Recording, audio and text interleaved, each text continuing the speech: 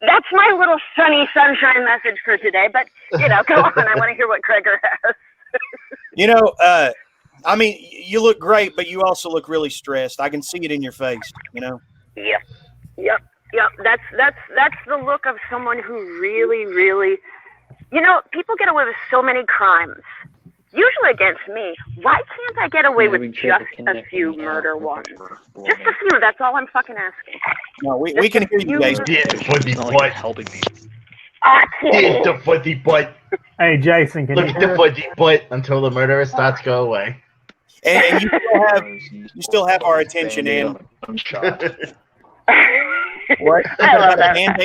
Band-Aid and a cum shot? What? Was that a new drink you came up with? Just Okay. soak a Band-Aid in adrenaline and throw it in a glass of I think he's being Superman a cats cum.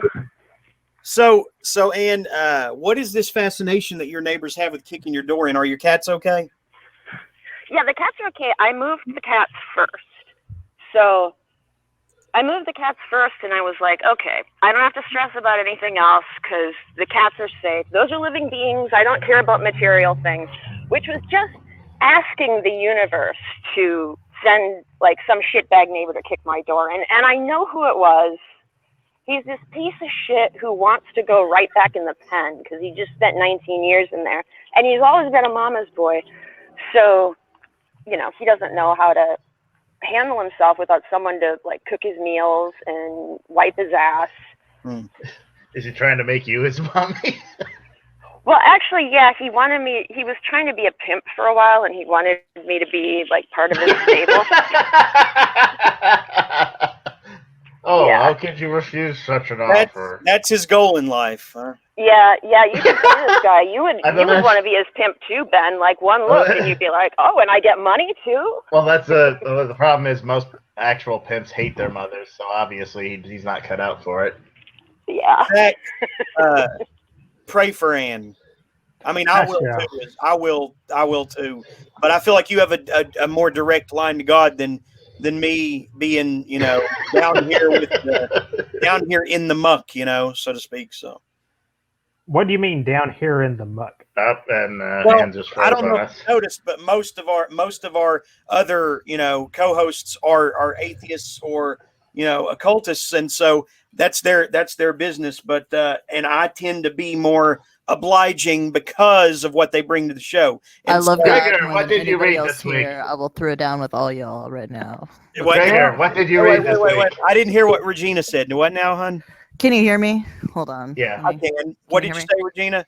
I said, I love God more than anybody else in this podcast. I will throw down right now. I That's think good to about know. God Gregor, every second of the day. Gregor, all what did day, you read this week? constantly.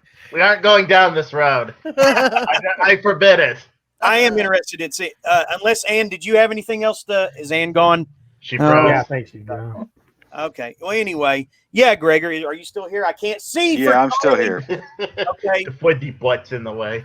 Go. Yeah. Tell us what reading adventures you've embarked on this week. I read. I don't know. I can't remember if I started this last week or not, but I finished Norwegian Wood by Haruki Murakami this week. Ooh, what'd you think?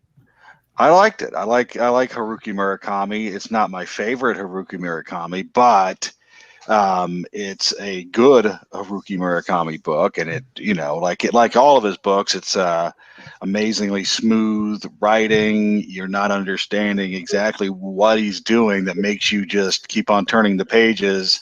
It's like a mystery. You don't know what it is it's an indefinable quality of his writing that is what makes me like it so much, because I have no idea why I like it as much as I do, because there's a lot of aspects of it that theoretically you shouldn't really like, or I shouldn't like, or you would think that people wouldn't be entertained by, which is like descriptions of people cooking dinner or whatever the case may be, right? I mean, there's a lot of very mundane things that happen in his books, and also very odd conversations. There's a lot of talking in his books, and a lot of mundane stuff, right? So, but at the same time, they're fascinating and engrossing for reasons that are mysterious to me. So have you read this one, Regina?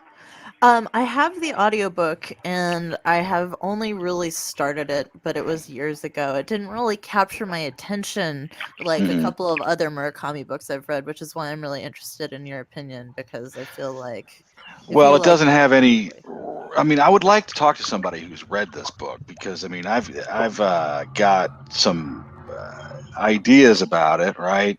That I don't know that people are taking into account. I guess, right? Like people are kind of like describe this one as, oh, it's not supernatural; it's just like a romance or whatever the case may be, or it doesn't have like some of the dark edges that his other books have.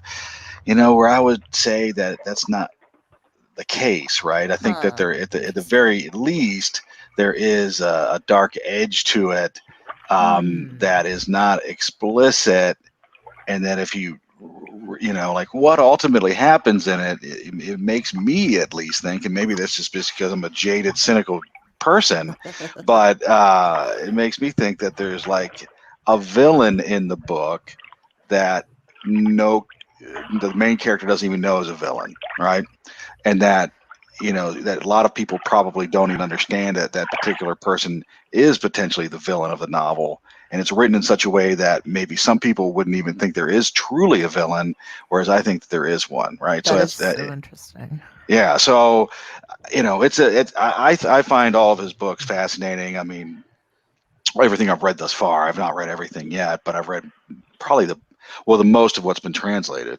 But Killing Commendatore is probably my favorite one that I've read. Oh, really? That's interesting. I haven't Yeah. talked to anybody about that one yet. I really am curious about that one. And then I have IQ 84 on my shelf. Have you read that one yet? Yeah, 1Q84, I think is what it's called. Yeah. So What did you I was just thinking about that book because it's kind of what you're saying, Gregor. There's this mundane element to it, and yet I can think of scenes from that book that just pop in my mind that are so vivid. Right. Like that's hard to do. And 1Q84 wasn't even my favorite book because I didn't think there was an arc. But the more that I think about the book, I'm like, I'm missing something here. Like this isn't supposed to be traditional in the way that I might expect, even from Murakami, right? Because I wanted specific things and it did something else, and that's fascinating to me. Oh yeah, that book's excellent. I mean, structurally, it's not in any way conventional, at least from a Western perspective. I have no idea whether or not what we're seeing here is something that's Oriental type of construction of story, right? I don't know, but I think that's part of what's fascinating about it as well. Is this it's odd construction, 1Q84, but yeah. So I've read a bunch of his stuff. What's that? Oriental. How old are you, Gregor? Yeah, I noticed that too. I mean, what? You can't say Oriental? I mean, you're talking not talking about funny. people. I'm talking about. It makes you sound very old. No, right, it's but just I mean, funny. okay, Oriental versus Occidental, right? I mean, I can't use those words. Yes, you can use a the very words, old way of speaking. Gregor. Grousing about the fact that we were laughing about your use of the word Oriental is the oldest like thing about this Japanese. You just say Japanese. No, Oriental sounds cooler. Yeah, because I'm not the idea that it's an alternate. Well, the idea that it's an alternate tradition is really interesting because I was just reading up on Chinese science fiction, and like they do tell stories differently. Yeah. I mean, not in like a caricatured sense. There's something different about, as you were saying, the construction. They said the same thing on this show about Kin Lu's father, the one who wrote, I can't pronounce his name, but that book, that was unexpected. So there might be something to that there is something different about the way that these books are written, and the way that we think about narrative is really different. Right. But the thing is with Murakami is that he gets criticized in Japan for being too Western, so I'm not 100% sure, right? Whether or not, but what's the influence? I mean, because even The Tale of the Hike supposedly influenced that book because at least it's referenced. And like, that's definitely paying homage to Japanese culture. Wow. I heard a really interesting podcast today about some of the differences in European versus Asian culture might have something to do with the way you have to cultivate wheat as opposed to the way you have to cultivate rice. Huh. That's interesting. So what's the deal with that? Well, there's this stereotype that Asian people are better at math. Well, if that stereotype is true and it's not just, tiger mothers or whatever, it has something to do with the fact that rice is more labor intensive and it's more math intensive. And also, Chinese particularly, and when I was trying to learn Mandarin, which I'll probably take up again once I get settled, this was really true. Just learning to speak. There are a lot of ways that their language uses math. Like, this is somewhat true of Italian, but more true of Chinese. To get larger numbers, you have to add numbers together. But what was really interesting to me was talking about like the way rice is cultivated, like on the ground, and the way plowing and planting is done versus the way wheat is cultivated. Because this is going to sound crazy, but remember when I had typhus and I was hallucinating? When I was hallucinating, one of my hallucinations that went on for, 24 hours, was I was plowing a field. And I was getting all these insights as to how, like, I've done a lot of really boring, repetitive jobs in my life. One of them, dishwashing. And just from having these severe hallucinations, I kind of got to observe from outside, almost like I was taking hallucinogenics, the way your brain deals with repetitive tasks like that, and the geometric shapes that you kind of draw in your subconscious as you go from one end of a field to another as you're plowing it. Because most repetitive tasks, if you come from even hunter-gatherers to some extent, but obviously cultivating societies, like, you would be selecting for people whose brains can deal with going to this end of a geographical shape and coming back and finding some sort of satisfaction in it. Like you do, like when you were a kid, like if you mowed lawns. Oh, nobody can hear me. No, I can hear you. Yeah, I was okay. listening. Yeah, I'm not very secure in my connection here. But to keep yourself from being bored, or just to keep yourself on track while you think about other things, you take some kind of satisfaction in that geometric shape and making it smaller and smaller. And especially when it comes to repetitive tasks, which, as much as we want to be excited by it, writing books does a lot in, perfecting stories does involve a lot of repetitive tasks and just physical work of typing and revising and whatever. And I can totally see if you're planting, if your society for 10,000 years is used to getting its food by people planting like a wheat field that's plowed in a certain way up and down hills, but mostly, on the level, versus rice paddies, which go, all around hills in these different geometric shapes. Whether it's nature or nurture, just the way you tell stories and the way your mind is shaped to do things is going to be shaped by those geometric shapes. Yeah, I would agree that that's likely the case. Yeah. So sorry about that mowing the lawn. So I was fascinated by that, but I was curious about the mowing the lawn thing. When people are tilling a wheat field, like, are you saying that the geometric pattern in the West would be more linear? I just wonder, because the mind wandering makes me think of like it being a little bit more chaotic, but I don't know if that's relevant to what you were saying. I just thought of that because that is like how at least I think about labor, but I'm not sure if that was the point. I just find that interesting. Well, I'm not immediately trying to stereotype one society or the other as being more chaotic, because my God, like, both societies come out with some crazy fucking mythology, dragons. But it's the patterns, but you're talking about the patterns.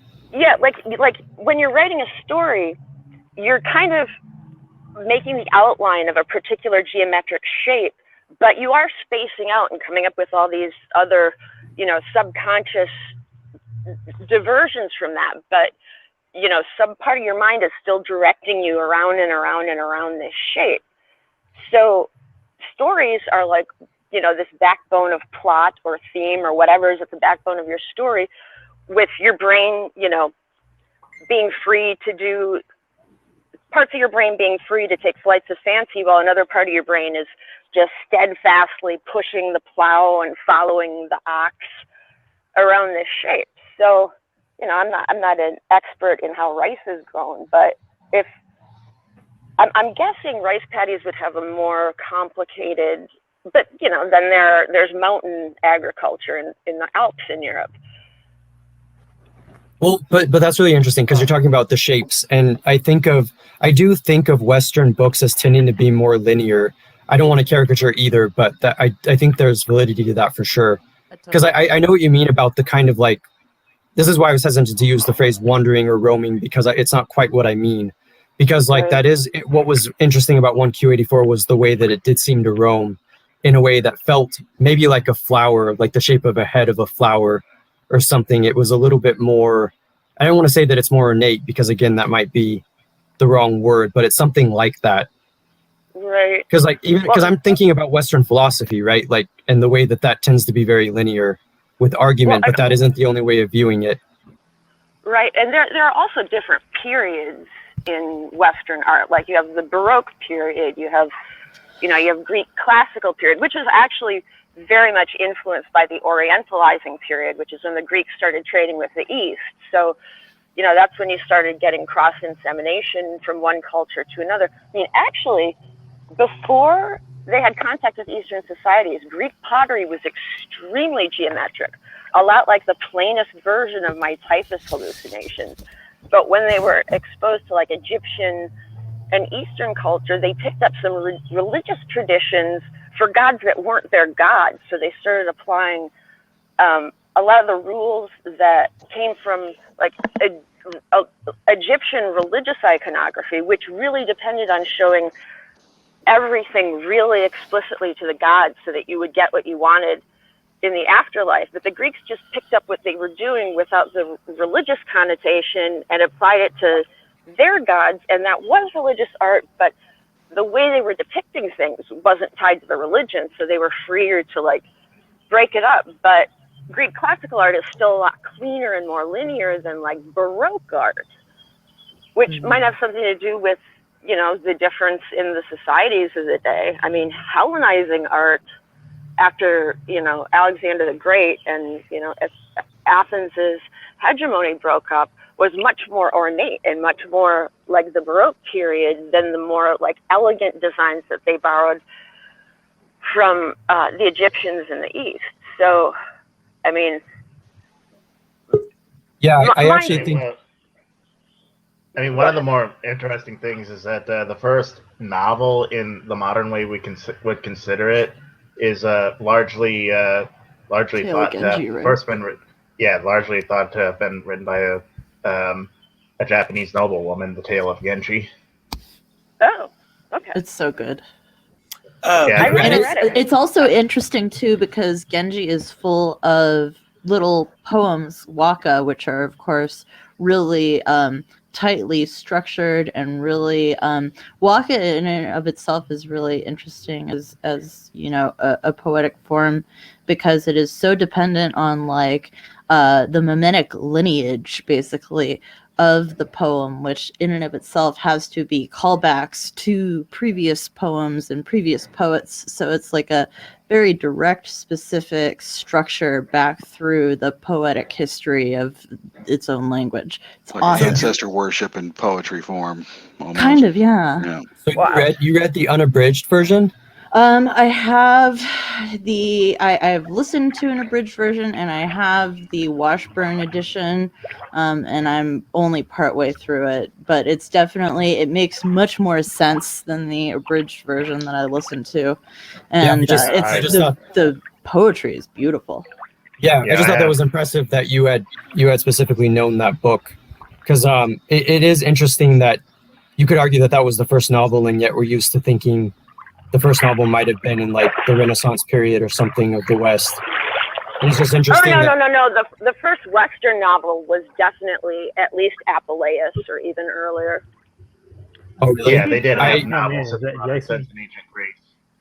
Yeah. Like, I'm I pretty mean, sure it was like I think of Petronius, but I guess, okay, I probably don't have the chronology of it then. I was just curious because I thought, because I kind of meant that more in terms of thinking about the style that's influenced Western prose. I wasn't necessarily trying to focus just on like what the actual first text was, but that's definitely a question that I've thought about. Yeah, because I feel like the Tale of Genji, I haven't read it, and part of it is because it's not part of my consciousness as much as I want it to be, because it's not as ingrained. And that's why I find Murakami interesting, because I think he's a window into this really fascinating culture. I know that like it's possible to like caricature it like by describing it as being fascinating, but like it really is, because I think the way that we put books together really does partially depend on the context and the culture. And when you like I mentioned Yukio Mishima earlier, I think, and he's definitely an interesting one to read as a a Westerner, because on one hand he was very inspired by Western authors, especially Thomas Mann and Georges Bataille. At the same time, he absolutely despised the idea of Japan westernizing, to the point he tried to do a military coup to turn back the clock in the Empire of Japan. Didn't Thomas Mann write Hollow Chocolate Bunnies of the Apocalypse? No. Well, I mean, No. Are you What are you talking about? Are you sure? No. But I mean, that's not so weird. I bet Rush Limbaugh likes burritos. Like, I'm sure he did. I think he liked burritos a little too much. yeah. I'm pretty sure. Oh wait, he's dead. Oh my God, I'm going to hell. I just No, remembered it's he died. okay. It's Oh okay. God, I'm going to hell. No, There's it's no okay. hell. The only if I there's hope- hell, I hope there's that We're was already watching the there. I hope God, that's true. We are already there, but I'm afraid there's like a deeper level of hell. I just No, hope God when you- was like watching the No, guy when- who kicked in my door and not me just now. I'm not No, making when you fun of the got- dead, I swear. When you die, now Rush Limbaugh, whatever, he was the living dead anyway. But when you died, Yeah, shit. you find out that this was the good place. So whatever. So I did have an analogy, and we can move on if we need to, but I was curious because I drew that same analogy of like the plowing, because I've been reading a little bit of Virgil's Aeneads. There's something about Roman art that does feel very linear, and I wonder if that's like where it started, because even the idea that Greek art might be a little bit more loose. Roman art felt it did felt very linear, even in terms of the construction of the poem.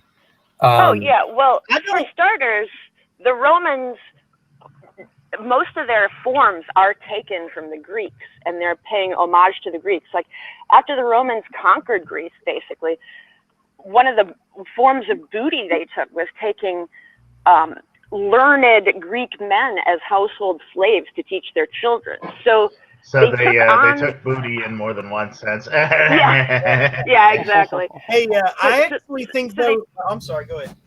So they took on a lot of Greek culture, but they took it on in the way that students take on bits of culture, as opposed to the way, people who are inventing things take on culture. Like Virgil is trying so hard to be Homer in that poem. I mean, there are beautiful things about that poem. The other thing is that the Romans were so much more of a business-like society than the Greeks. I mean, basically, just a really loose analogy would be compare the United States to France, is Rome versus Greece. Okay. But anyway, that's my classics degree talking. I'll shut up now. I think that the idea of whether stories are linear or nonlinear, I think that nonlinear storytelling is a luxury, not a standard. I think linear is the baseline of storytelling, and that nonlinear is when we have a society advanced enough that we can afford that kind of luxurious storytelling. That's experimental. Linear has a beginning, middle, and end, and it gets from point A to point C, and has a limited amount of time to do it. I think that is a society that's on the move, that's always constantly burdened by one stress or another, or having to, be a hunter-gatherer and whatnot. I think that linear is more of a baseline storytelling, and nonlinear is when we can afford to luxuriate in telling a story more. That's my take.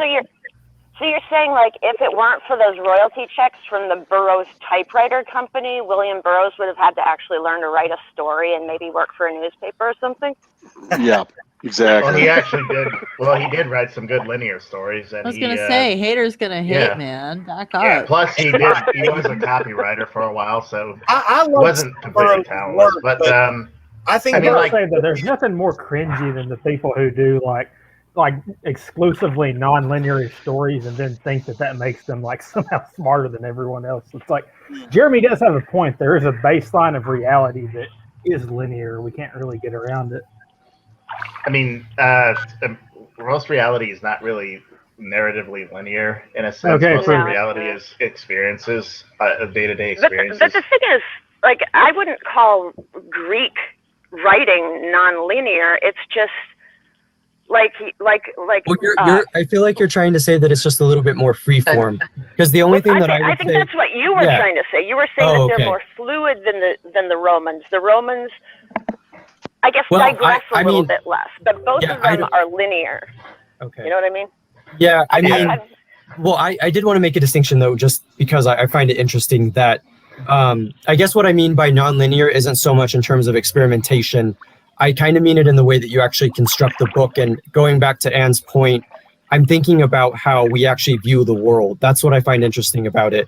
So I only meant, so granted, the description of the Romans as being maybe a little bit more linear, it's not necessarily pejorative. In fact, you could argue that they are very much like learned, which makes sense.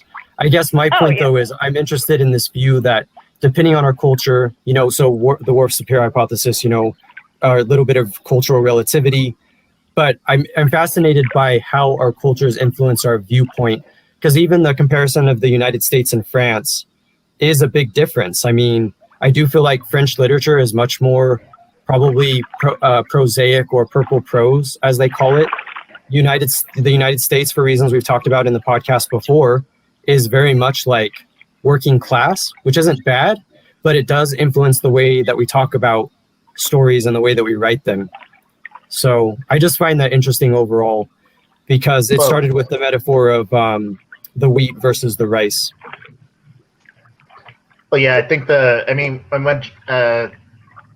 Jeremy talks about like linear versus non-linear, that's a very broad thing. Like, there's a difference between like kind of like non-linear than they were talking. Well, there's a difference between. Well, there's a difference between like the non-linear that someone like William S. Burroughs does, which it pretty much breaks down, reality, and in some ways like the art of prose itself, versus like something like Murakami that is basically like chronicling like experiences and not really seeming to have like a goal, but it's still going from like point A to point B. Yeah. I find that interesting. Keep in mind, that wasn't a full-baked theory I was giving you. I just was applying a snippet from a podcast I was watching this afternoon to a hallucination that I had for a day or so while I was dying of typhus. To me being so mad, I could literally cut a specific person's balls off and make a smoothie out of them to force feed to him and his friends. Hey, and maybe we should make a call to that hotel, not on the air, but I mean off the air, and say, what the hell are you letting these people get away with? Oh, it's not a hotel. It's a rental management company. And what happened is they want, because of COVID, a lot of people aren't paying their rent, and they want to make sure that they get their rent checked every month. So they just took people who are on all kinds of like jail release, psychiatric programs. And honest to God, I should be getting my rent paid by a psychiatric program. I've been in the loony bin enough, but I just haven't had enough stability to fill out the paperwork ever. So, fair enough. But they're making me pay for this apartment much more than I should be paying, surrounded by, people who don't pay their rent, who got everything handed to them by the state of California, and have nothing to do but watch me try to move to another apartment by hand before they kill me, and kick down my door when they know I'm gone and I've got all my stuff, probably my valuables, packed up in neat little stacks for them to swipe. I brought this up before, but you don't think your life would be any easier if you went home, to family for just a little while? That's No. out of the question, right? No. Okay. You've never met my family, dude. I apologize. I'm not trying to probe too deep. I just an idea, because I really feel like you're in a bad spot out there in a way that is not. Well, I mean, she's moving now, so like, cross your fingers. The next place isn't a complete fucking loony bin. Sure. Oh well, this place is nice, and it's only $50 a month more. The difference between this place and that place is I was having a hard time renting an apartment here because I'm a freelancer, and almost every decent apartment wants to see pay stubs. This place just looked at my bank account and they were like, "Oh, okay, you do work. You have money coming into your bank account." That place I rented basically because they didn't do too much checking, which is good if you want to actually get into an apartment in a weird rental market like Palm Springs. But it's bad when you think about all the kinds of like scammers and hustlers who will move out to a place in the desert with not a super tough police force and lots of, tourists around that they can jump. So it's really odd and almost kind of telling that like the difference between a really nice apartment complex here is only about, and just a dump is only about $50 a month. Rent isn't that expensive out here. It's just to get into this place, they actually called my references, and found out that, yeah, I'm a good person. I don't steal things. I don't beat people up. I don't make huge amounts of noise. They called my landlord in Chicago, who was really sympathetic when I got assaulted in her apartment, and, they knew I'm a good person. And they were willing to, like, not have pay stubs and accept someone who's a freelance worker. The place I came from, place I'm still moving out of, because my movers didn't show up, it's about the same price, but it's a complete dump because the people who are living there don't have anyone in their lives to vouch for them. Wait a minute, the neighborhood that you mentioned, so is that a no-go now, or is that still the plan? What neighborhood I mentioned? The community. No. She just spent the last 5 minutes talking about the place she's moving into is much better. Yeah. Like I don't know if you can. Said if my gated cameras work. Clean gated the community. Well, I mean, I've heard, I hear things in a different way, but you said gated community. Is that what you're talking about? I'm sorry. Yeah. That's what I'm talking about. I hear things in a different way. Okay.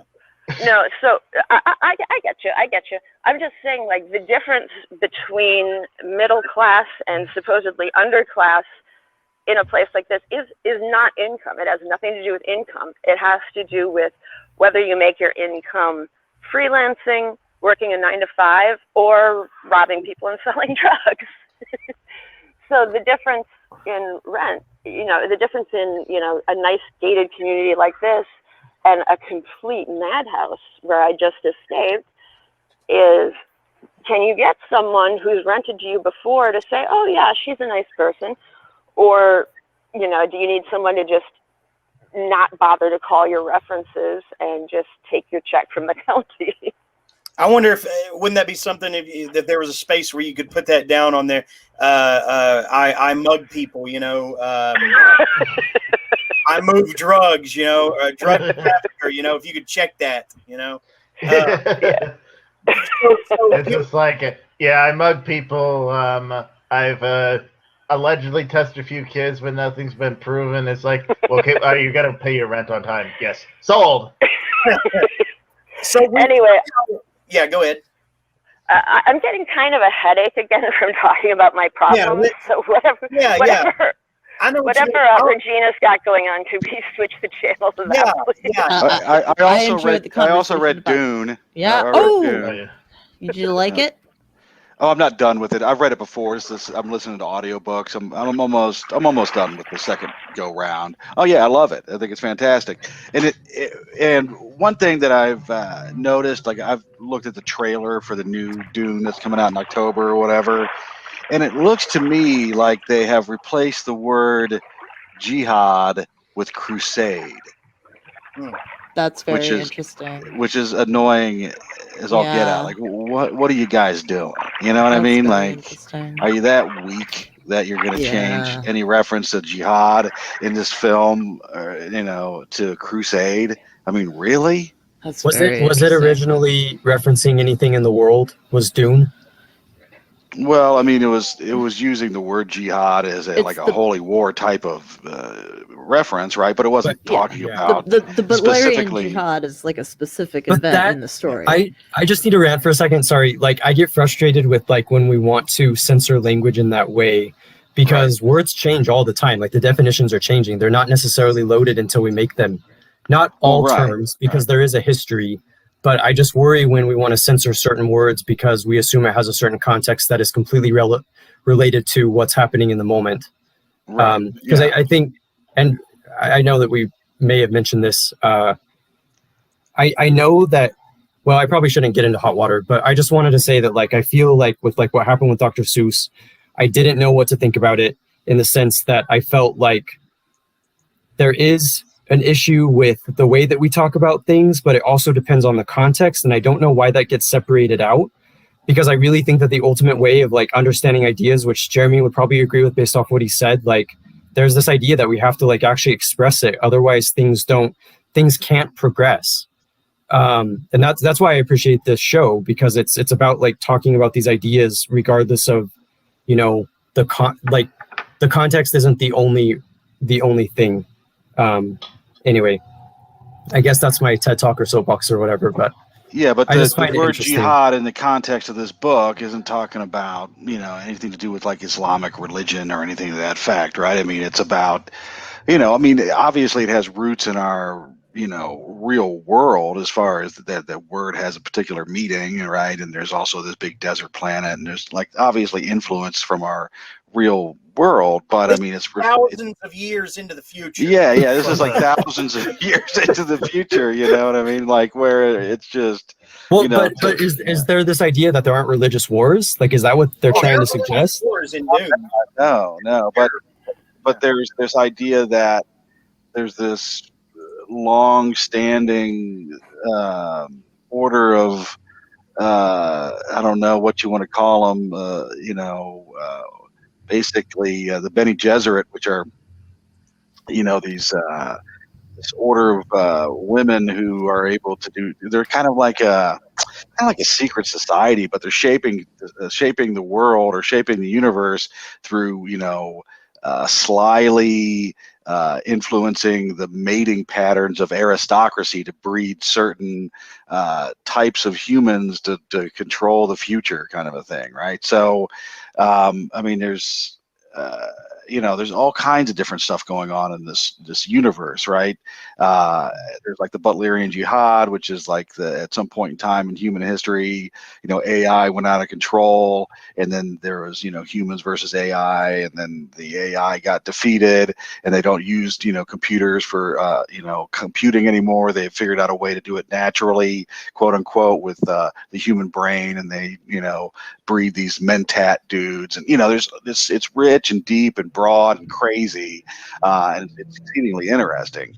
But to make this new film and take the word jihad out of it and replace it with crusade is just insulting and just like just like they think everybody's a weak child that can't handle anything. Yeah.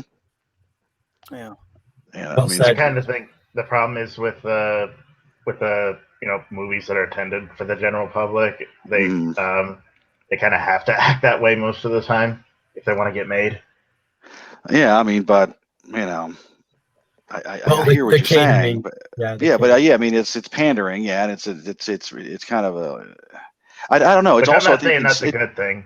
I well, think it's no, I very know, but it's also insulting to the people that they are like. They just think that what the Muslim population is just so weak that they can't handle that. There's a science fiction story where thousands of years into the future, that their culture has permeated everything that exists in this universe, right? Like, oh, they can't handle that. I mean, it's just ridiculous. I don't get it, right? It just doesn't make any I, Well, sense. I I really do do think remember. it's a matter.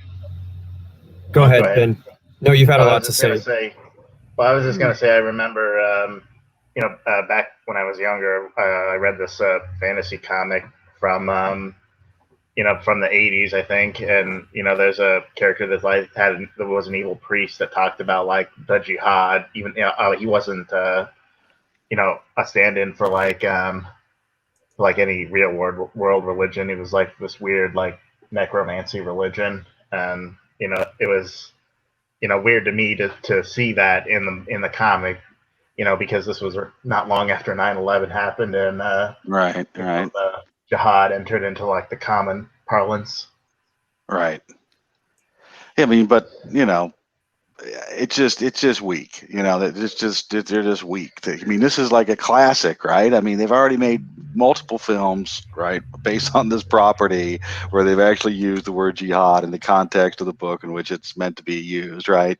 And why are they just being so weak now, right? Well, I think they because want to it's deny not- that they're a Western, like that they come from a Western tradition. They want to, like, the quickest way for them to do that is to all of a sudden throw Christianity or something under the bus.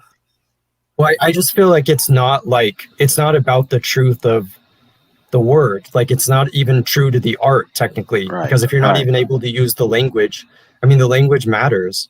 Like, I understand caricatures can be inflaming, but it's not like in a lot of these cases it's intentional. Like, it's capturing a deeper element of the world. Yeah. I mean, it's weak, So I mean, that movie looks like it's, at least looks cool, right? As far as, the general aesthetic of it, it looks like it might be good, except for the casting of Paul Atreides. I mean, that guy looks terrible as Paul Atreides, but the rest of it looks like it might be all right. And then they throw in this Crusade business, which is just, what are you doing? I mean, it's pathetic. How do you film Dune? That's what I'd like to know. David Lynch's attempt was like, it almost has to be that weird even to approach accuracy. I mean, based on what I've read of it. I mean, I liked Lynch's Dune, but most people seem to not. But I like it. Well, what are you going to continue through the whole series? Yeah, that's why I'm re-listening. That's why I'm listening to it now. I read it before in the past, 10 plus years ago, but I want to continue on with the rest of the series. So I'm listening to it on audiobook. Then I'm gonna actually read with my eyeballs and my brain the remainder of them. This is the source of the term that everyone uses now in memes: God Emperor Trump, God Emperor this, God Emperor that. I don't think that's the case. I think that there were I've never heard that term anywhere else. There were God Emperors in ancient too. times, right? Yeah, I think Warhammer. Warhammer is where most people get it, but Warhammer. it's possible that this. When was this published? 65. Okay, yeah. This. Oh no, I'm sorry. Not this wasn't published in 65. The original novel was. So I don't know when this one was.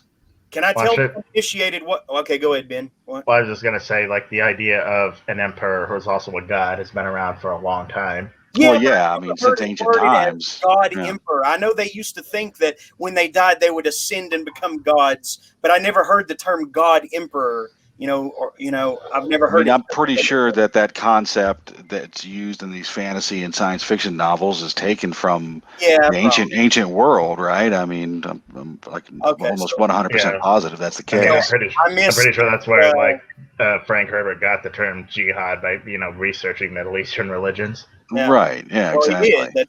There's no doubt there. Right. Can I tell the uninitiated what God Emperor Dune is about? Because that seems to be the most interesting one. If I were to pick up, I don't want to hear what it's about personally, but if you want to spoil it for me when I'm getting on my mission to read all of them this year, okay, I won't. Don't be bitchy. Don't be bitchy, Gregor. Just say don't. I think he was mad because the whole thing about where we were starting to let him talk about where he was reading kind of got derailed. I'm not mad about anything. Okay. Oh, you mad, bro? Jeremy. You mad, bro? Take it easy, sweetheart. Nobody is mad, Jeremy. Yeah, I'm not mad. Nobody's ever mad at you. I don't know. I think everybody's mad, but I know you think everybody's mad. It's because you're mad inside. That's why I try to outside on everybody else. You're just too sensitive. I know. I'm so mad. I try to moderate so everybody has a chance, is what it is, and I sometimes it's hard to juggle everybody. No, I mean, I think that the tangent that we went on was good. based off of the Haruki Murakami book, you know. And Oh, it was great. It just made me Yeah. nervous because I was like, oh god, this one's going to drop out if they don't get a chance at all. But this one is, you know. so yeah, Dune's excellent, and this audiobook version of it is very good. Except for one thing that's kind of go ahead. What's the publisher for this audiobook version you're listening to? I think it's Renaissance Audio, I believe is what it's called. Okay. Thank you. Pretty sure. But the one thing that's really kind of odd is that Baron Harkonnen, he's got like they use two voices for him. Like when he's in public, his voice goes up a register, and then when he's in private scheming, his voice is really deep. And just Okay. you know, which is a little bit off-putting at first because like, is that the same character? Did the guy forget how to do the voice for Harkonnen? You know, but it's not. It's a intentional thing that anytime he's scheming and he's talking in private, his voice goes down. You know, yeah, it's pretty good. Right on. Very funny. So the character, were you talking about the Duke, or was that a different character? No, Baron Harkonnen. Oh, yeah, I get them a little bit confused, but the Baron's the Baron's the one that has all the schemes, as you were saying. Right.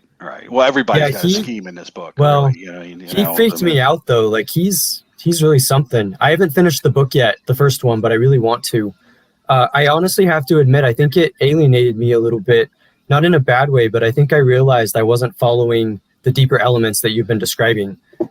Like I realized I'm not sure how to read the book, even though I'm almost done.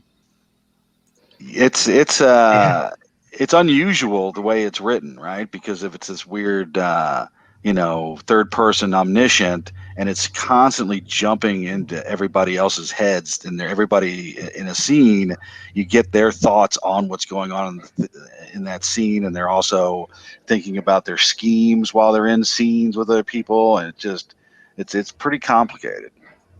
Do you know the predecessors of Dune? Like historically, or I'm just curious because I'm wondering where the book came from. It came from an article, or at least the inspiration of initially came from an article he got hired to write about, like an ecological article about dunes, right? Like actual, just some kind of nonfiction article that he, got hired to write about related to dune ecology, and then also mushrooms that he took. That combination got him kind of started, got his juices cooking. But I imagine that there's tons of other reading and research that he's done based on I'm sure that he did a lot of research on historical. It's very much to me like a kind of a Game of Thrones kind of situation, right? There's all these machinations and political maneuvering and stuff, and a lot of it seems to be based on Roman history or Greek history and things like that. There's a lot of there's a lot of political intrigue and things like that. So a lot of it's probably based on history, research into culture, and there's also this big ecological aspect of it as well. Like, this is a bit of a weird tangent, but they're like giant sandworms in the book that attack people, right? They don't really attack people. I mean, they will. Well, not specifically attack it. They're just more like a force of nature. They're like a force of nature. Like, like there's a herd of elephants would just smash your ass, right? Yeah. Has anyone ever seen the Beetlejuice cartoon? Uh-huh. Yes. Yeah. Yes. Yeah. Totally. I always thought that was a weird element, even like having seen the movie later in life. Like, why are there giant sandworms that just attack people in this Beetlejuice world? Because you got yourself like, crossover in the making. That's why. Huh? Because of what? What? You got a crossover in the making. That's why. It's probably just a homage, right? Beetlejuice is Probably. the Kwisatz Haderach, obviously. Beetlejuice takes place in the same universe as Dune. Those worms are freaky. Yeah. Oh, yeah, right there. That's the Beetlejuice worms right there. Now, Frank Herbert. Frank Herbert's son inherited the universe and now writes, one book after another. And I take it you're probably not going to go on that ride reading his. No, I mean, I might.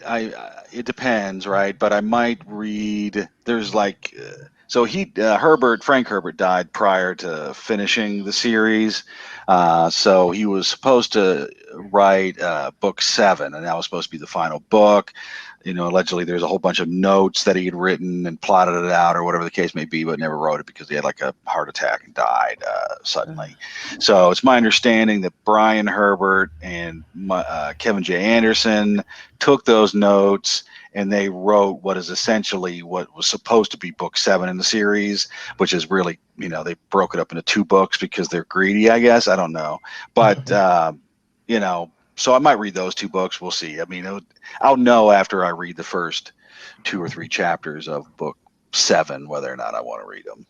So. I hate to butt in, everyone, but I'm going to go ahead and jump off.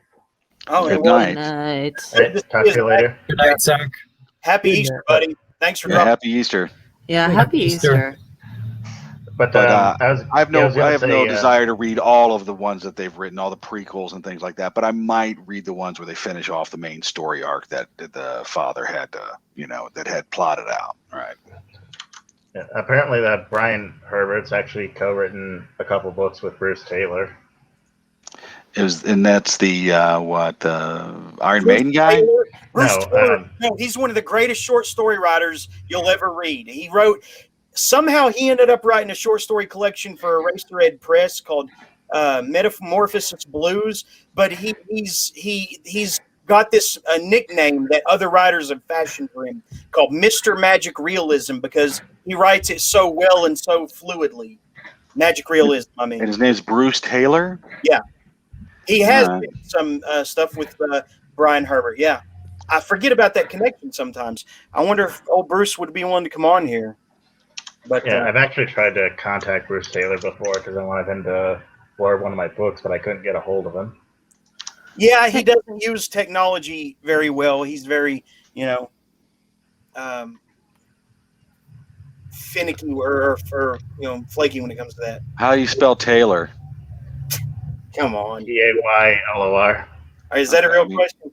I mean, there's Tailor, right? I mean, is that not a word? If you look it up on that way. if you look him up on Goodreads or Amazon, you're going to get back several different Bruce Taylors. So you got to be specifically type in one of his titles to get that Bruce Taylor, and that'll redirect you. Okay, what's one of his titles? Metamorphosis Blues, like I said, or Mr. Magic Realism, or for his Dune book. I found it. That one called. Okay, good. What was it? What was what? I don't know if he wrote an actual Dune book. I think they wrote like one of Bruce Taylor's environmentalist books. Mountains of the Moon or something is one of his like backpacking, nature reflection type memoirs. So he's dabbled with that too. He's a really great author, and as someone who knows him. Who is also an author of that generation once said he does not know how to sell himself though. Yeah, he kind of comes from like the old guard of science fiction short story authors, so he's probably used to like older ways of of submitting to magazines and so forth. Mm-hmm. What is the old guard? Is it like a stylistic thing or more just the culture? I just mean like the generation of like science fiction writers where they were published in magazines. And, Bradbury, Poul Anderson, Frederick Pohl, Norman Spinrad, A.E. Van Vogt, these types, Jack Vance, those types of old sci-fi authors that often published with like Del Rey and Bantam. Oh, okay. Yeah, that's a good analogy. Although, what do you recommend? It looks like you recommend Metamorphosis Blues. Looks like you gave that 5 stars. I would recommend Metamorphosis Blues and all. But you gave it 5 stars in 2012, where you gave everything 5 stars. Okay, but I meant it with them. I meant it with Bruce Taylor. The final trick of Funny Man is a good book. Edward on the Edge of Infinity or something.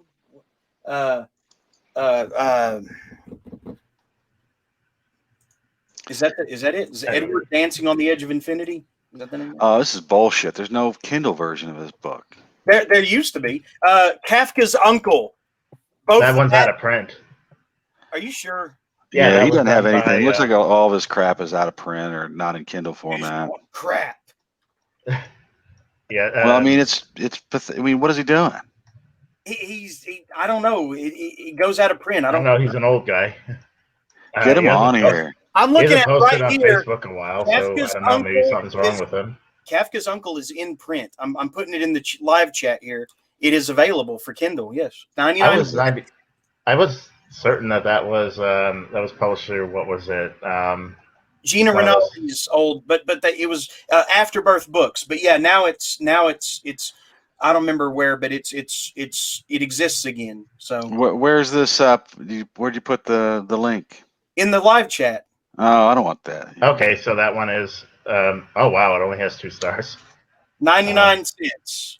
Yeah, it definitely needs more reviews and ratings. It's got 2 reviews, but both are 5 stars. But then that's weird. But he is 5 stars though, Third and then rating. also Kafka's But I uncle. thought you said the rating was 2 stars overall. The That is Ghastly 2 stars overall. So he's Yeah. got Yeah. he's got one 1-star review from someone who didn't even post a review, and that dragged him down to 2 stars. Well, you know. That's weird. So Kafka's Uncle is a short story collection? No, I think that one is an actual. Yeah, it does come with some short stories. Yeah. Because I'm looking for stuff for Short Story Month. So, Okay, Metamorphosis Blues then, or Mr. Magic Realism if it's available. That one might not be on Kindle. That's of course when you click on his fucking name. Is it doesn't April bring short him up. story month? yeah, I know. That's what's really highly annoying about it. Mr. Magic Realism is paperback only. Okay. Yeah. Like I said, well, like they said, like somebody told me, he does not know how to tell himself.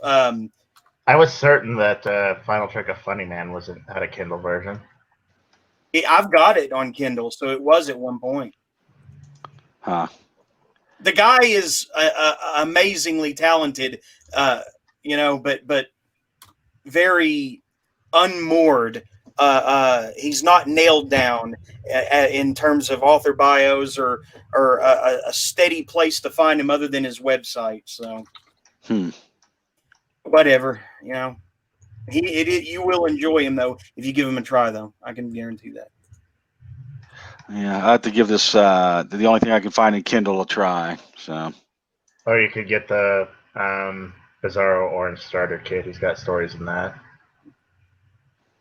Yeah, I don't want to do. Well, that's an impressive list: Dune and Norwegian Wood. What else? I mean, I didn't finish Dune. I've got like 3 hours to go, but I'll finish it here in the next couple of days. So what else? Wasn't there one more? I don't want to hear about the poetry, dude. But yeah, I mean, it was one that you gave 5 stars in 2012, and I didn't really like it, and I stopped reading it. Wait a minute, what are you talking about? I forgot to look as to what year you were raving about it, and then I was like, oh, that sounds pretty good, and then I got it, and I was like, oh, that's back when Jeremy wanted to be friends with everybody. He was giving everybody good reviews. So that's accurate. But what was it? It was it had a great title. What was it? Hold on a second. Like the Doom Magnetic, I think is what it was called. The Doom Magnetic that actually trilogy. is good. I meant that. Whatever I gave it, that's right. Yeah. No, I mean, I didn't really care for it much. Well, William Pauly is a good author. Yeah. Well, I mean, I'm not going to say that he's not. I think that must have been an early work by him. It seems as if that he's had some staying power and that folks really like his work. Maybe I'll pick up something that was written later on, but I thought it was not very good for what I read of it. So I DNF'd it, is what they call it on Goodreads. I'll tell you what, Metamorphosis Blues is out of print apparently, but I guarantee you, if you could get in touch with him, he would send you it in any format you want. I guarantee it almost. Yeah. I've spoken with him enough to know that. Yeah. Yeah, maybe I will. But yeah, I mean, what would you recommend by Pauly that's more current? The Brothers Crunk. It was originally published through Grindhouse Press, and let's see, Hearers of the Constant Hum, which I think that's through Grindhouse Press still. But that one, I remember that one being fairly good. I don't think I finished it, but that's because there was so much I was being deluged with. There was a deluge of good fiction back then that was being released. So is he still active? Somewhat, yeah. He just released Cable Juice or something. Oh yeah, I've heard of that. Yeah. It's it's a continuation of the Brothers Crunk, I think, or the Automated Daydreaming, the 5 Lives of Brick or Cable Juice. So yeah, Yeah, I've heard of that. Yeah. continuation of something to do with that Brothers Crunk universe, right, Ben? But yeah, I mean, I'm not trying to trash the guy. I just didn't really like it. It seemed like it was it lacked some polish. Seemed a bit like what I might consider juvenile, kind of a thing. So. What is that noise? Is somebody punching their microphone or? Not that I know of. I've got a new microphone. That's Ben stimming, I think. Is what they call it, stimming? Or is somebody What's stimming? flipping their I don't know toenail? what that is.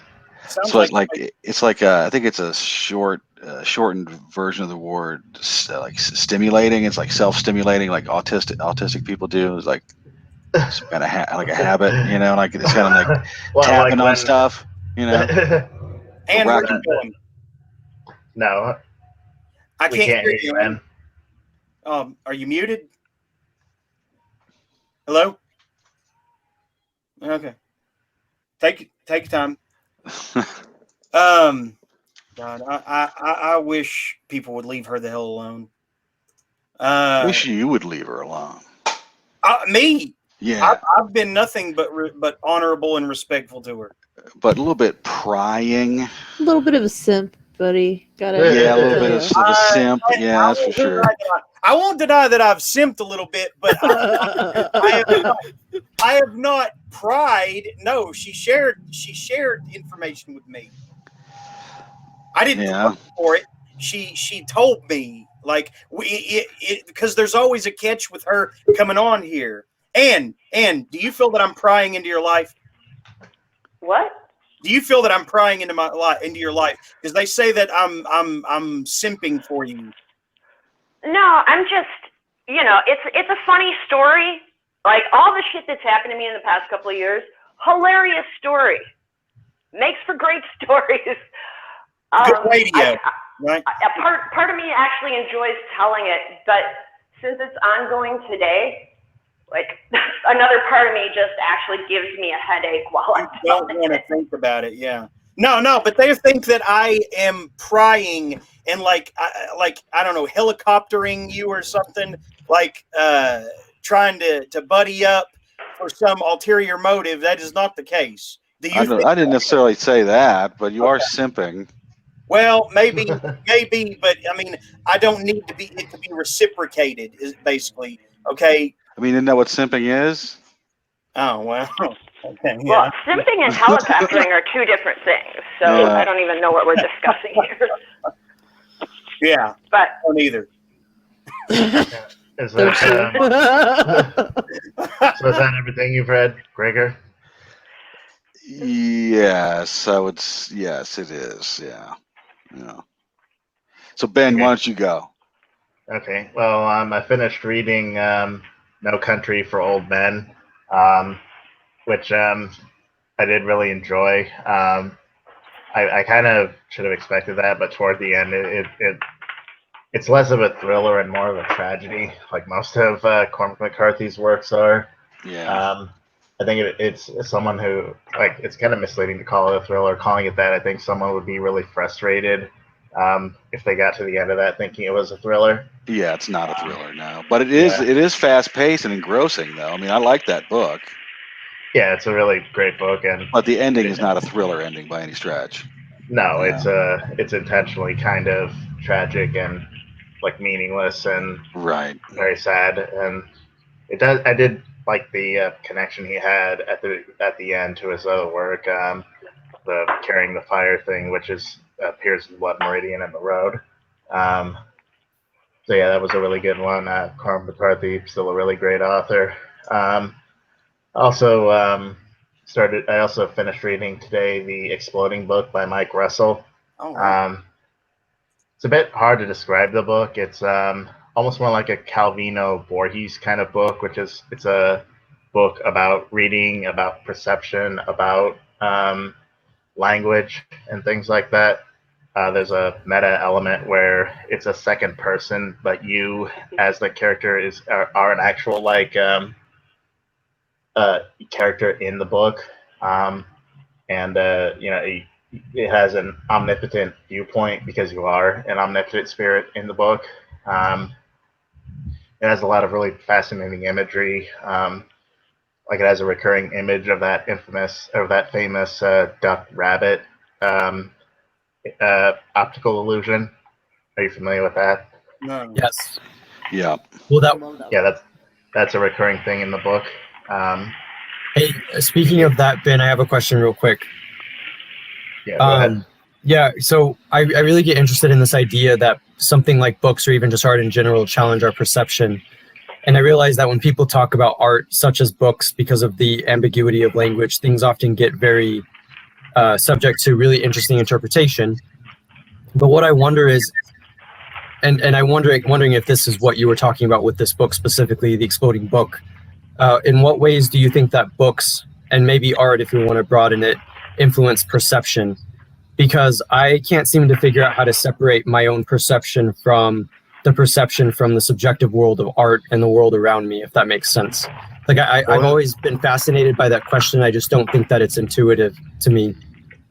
In this case, it's about like differences of perception. Like I said, with the duck rabbit optical illusion. Okay. Like there's a part So in the it's not book where necessarily language.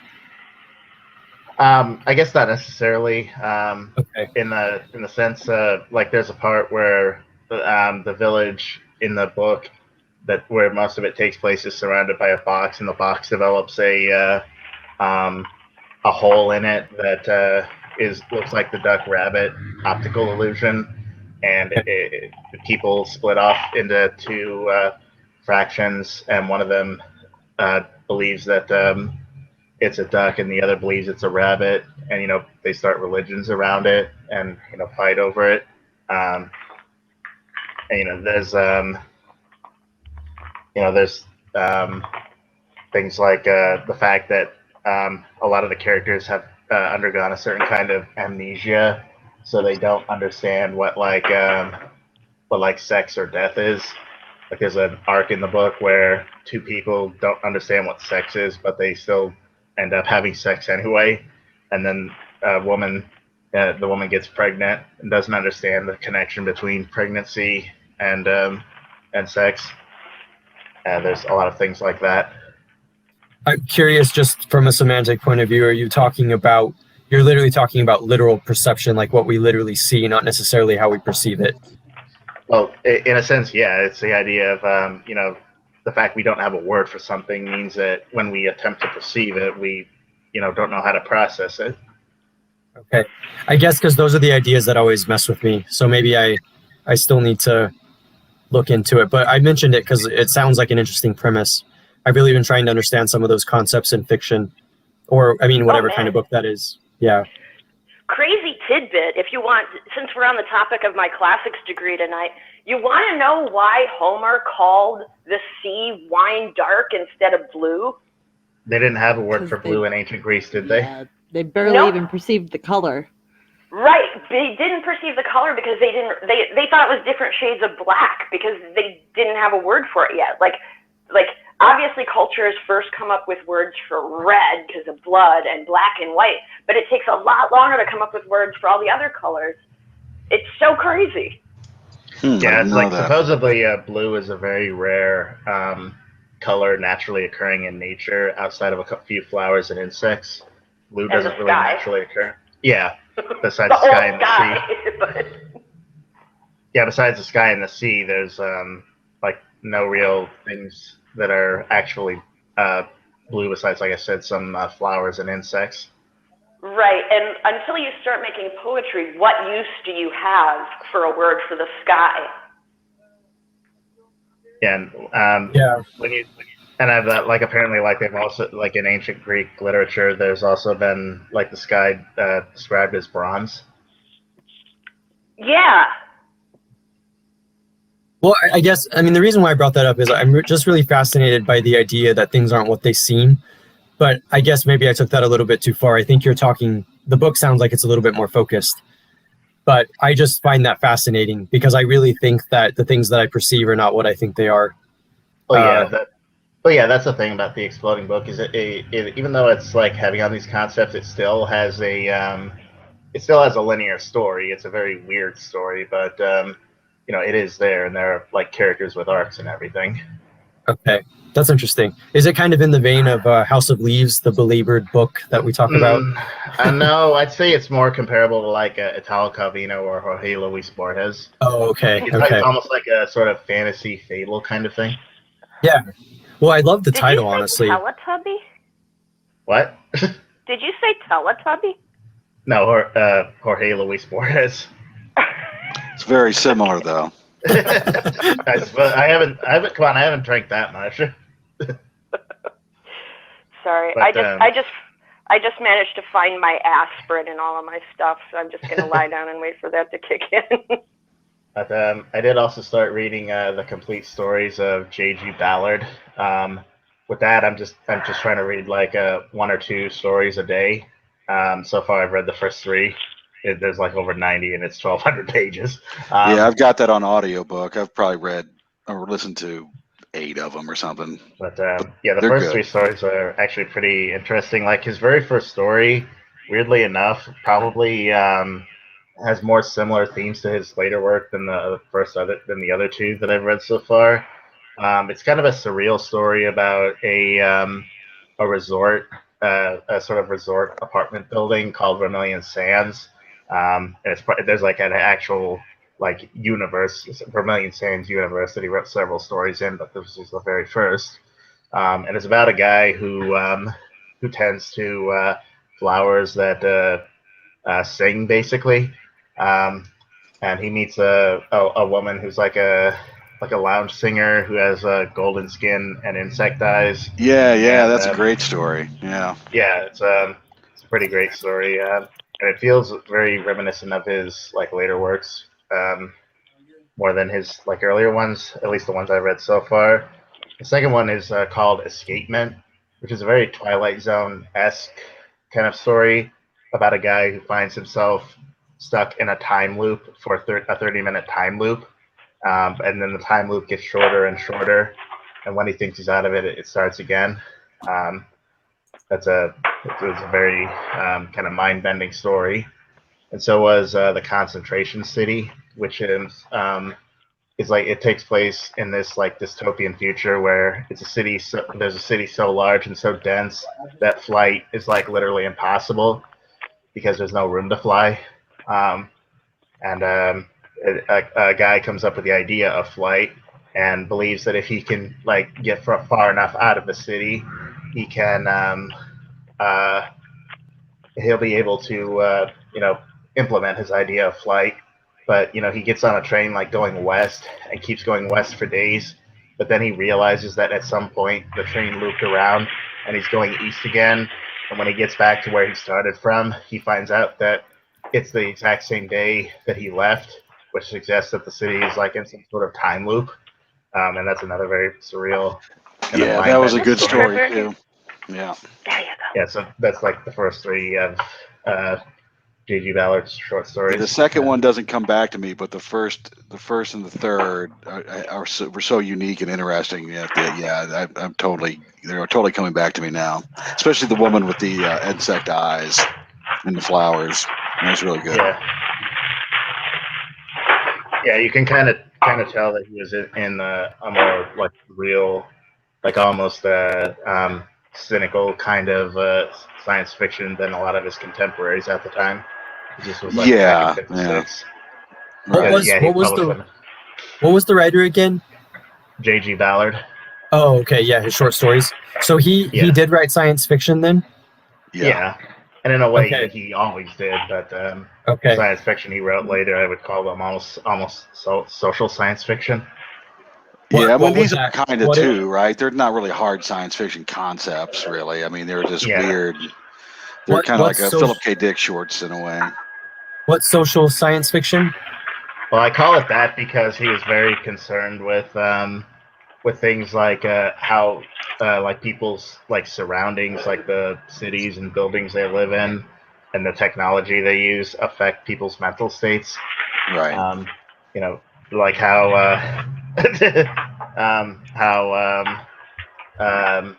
you know, how various forms of you know, living situations and how various forms of corporate control, you know, cause people to act on an aggregate.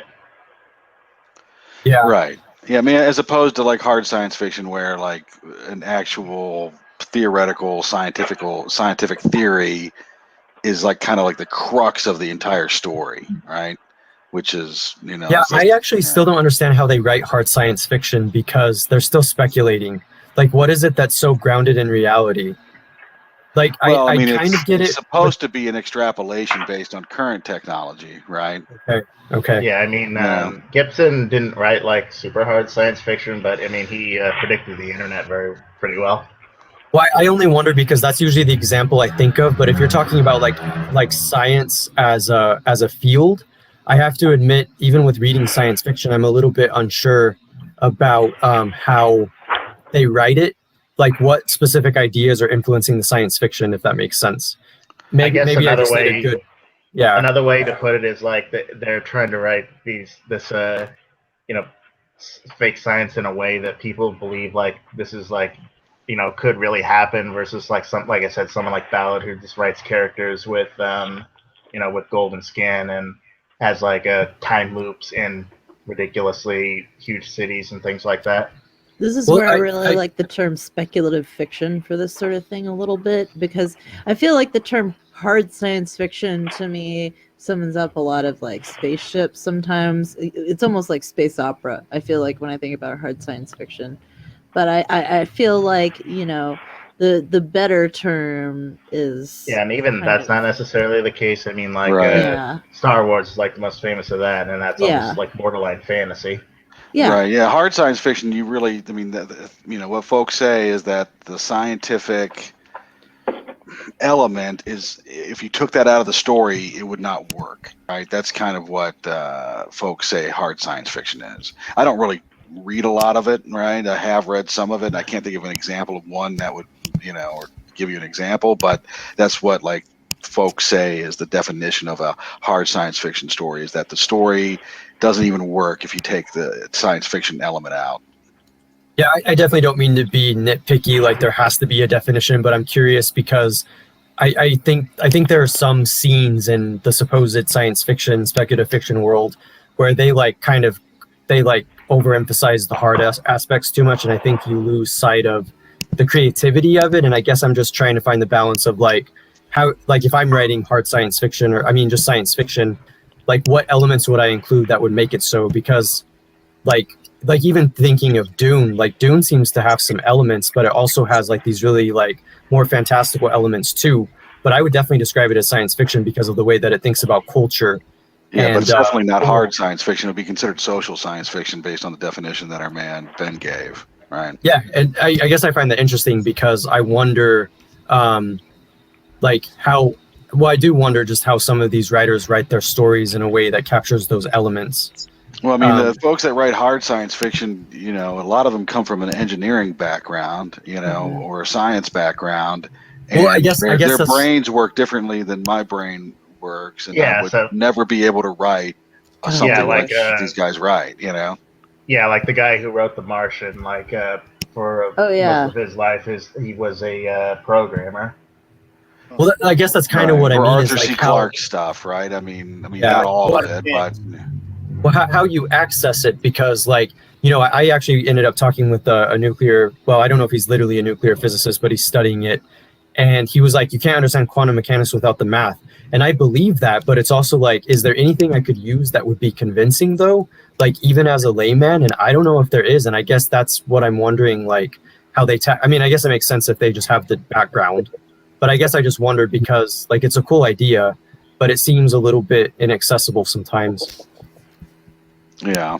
But yeah, I think that's part of why like certain people who are full of hot air are able to use quantum mechanics to justify like that hippie bullshit. Yeah. I think right now, if you wanted to write hard science fiction, I mean, epic novel that I'm about to publish once I get the cover art together is, I'm not a science guy. I always think of science fiction as being written by people who actually know about science, and the rest of us basically write fantasy tinged shit. Okay. But realistically, I'd consider my book to be more hard science fiction than anything that involves spaceships that actually work. Because realistically, we can't get that far. And my book is like humanity destroys the Earth and barely limps someplace else, and then we can't get off because we were barely able to go far enough to get to a habitable place.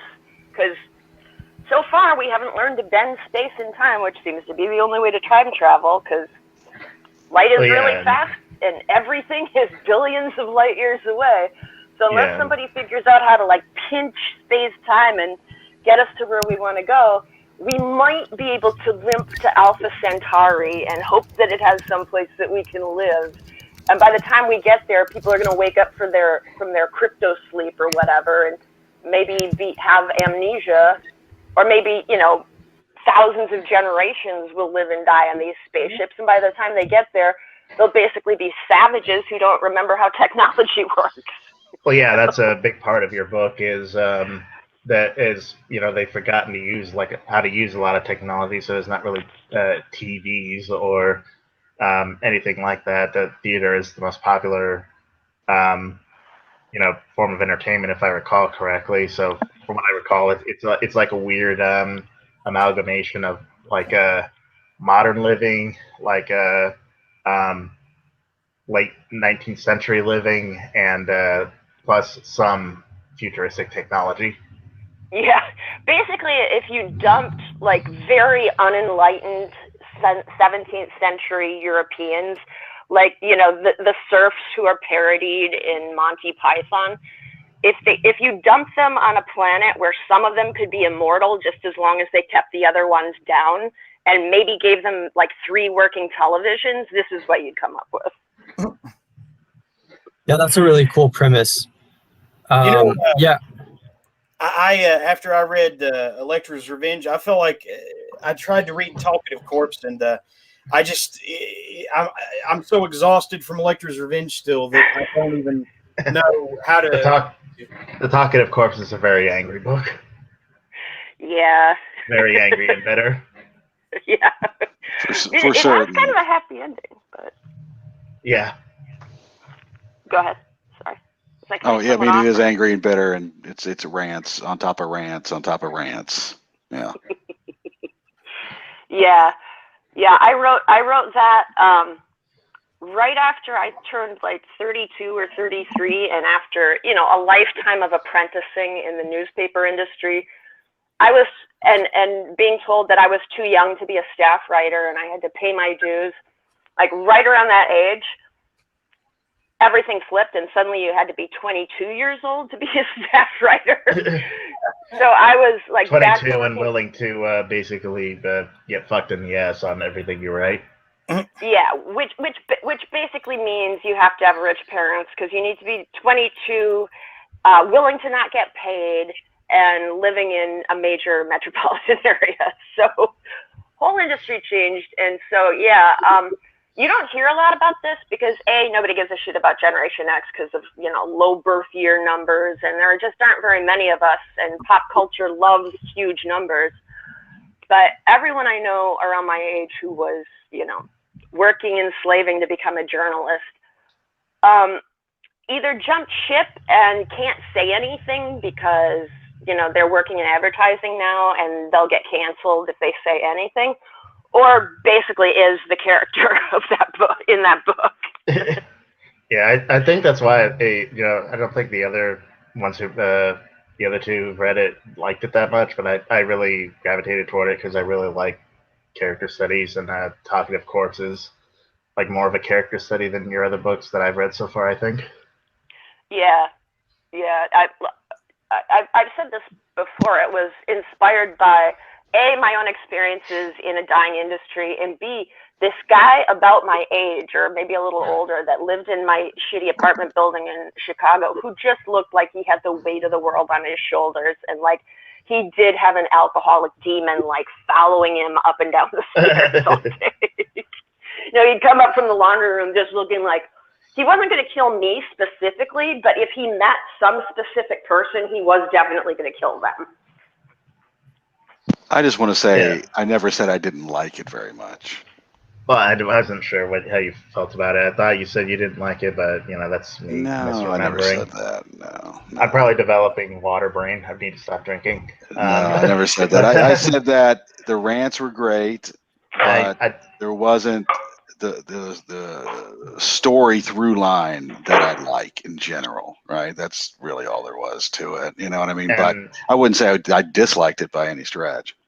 No. And I did like the fact that there were kind of like layers to it, like the fact this guy, is like this so absolutely angry and constantly beating himself up over things, like the part where he meets the woman and he's convinced that he was such a creeper to her that she's never wants to see him again, but she actually takes a liking to him, which makes you think, okay, well, he wasn't that big of a creeper. It's just he's just too self-critical.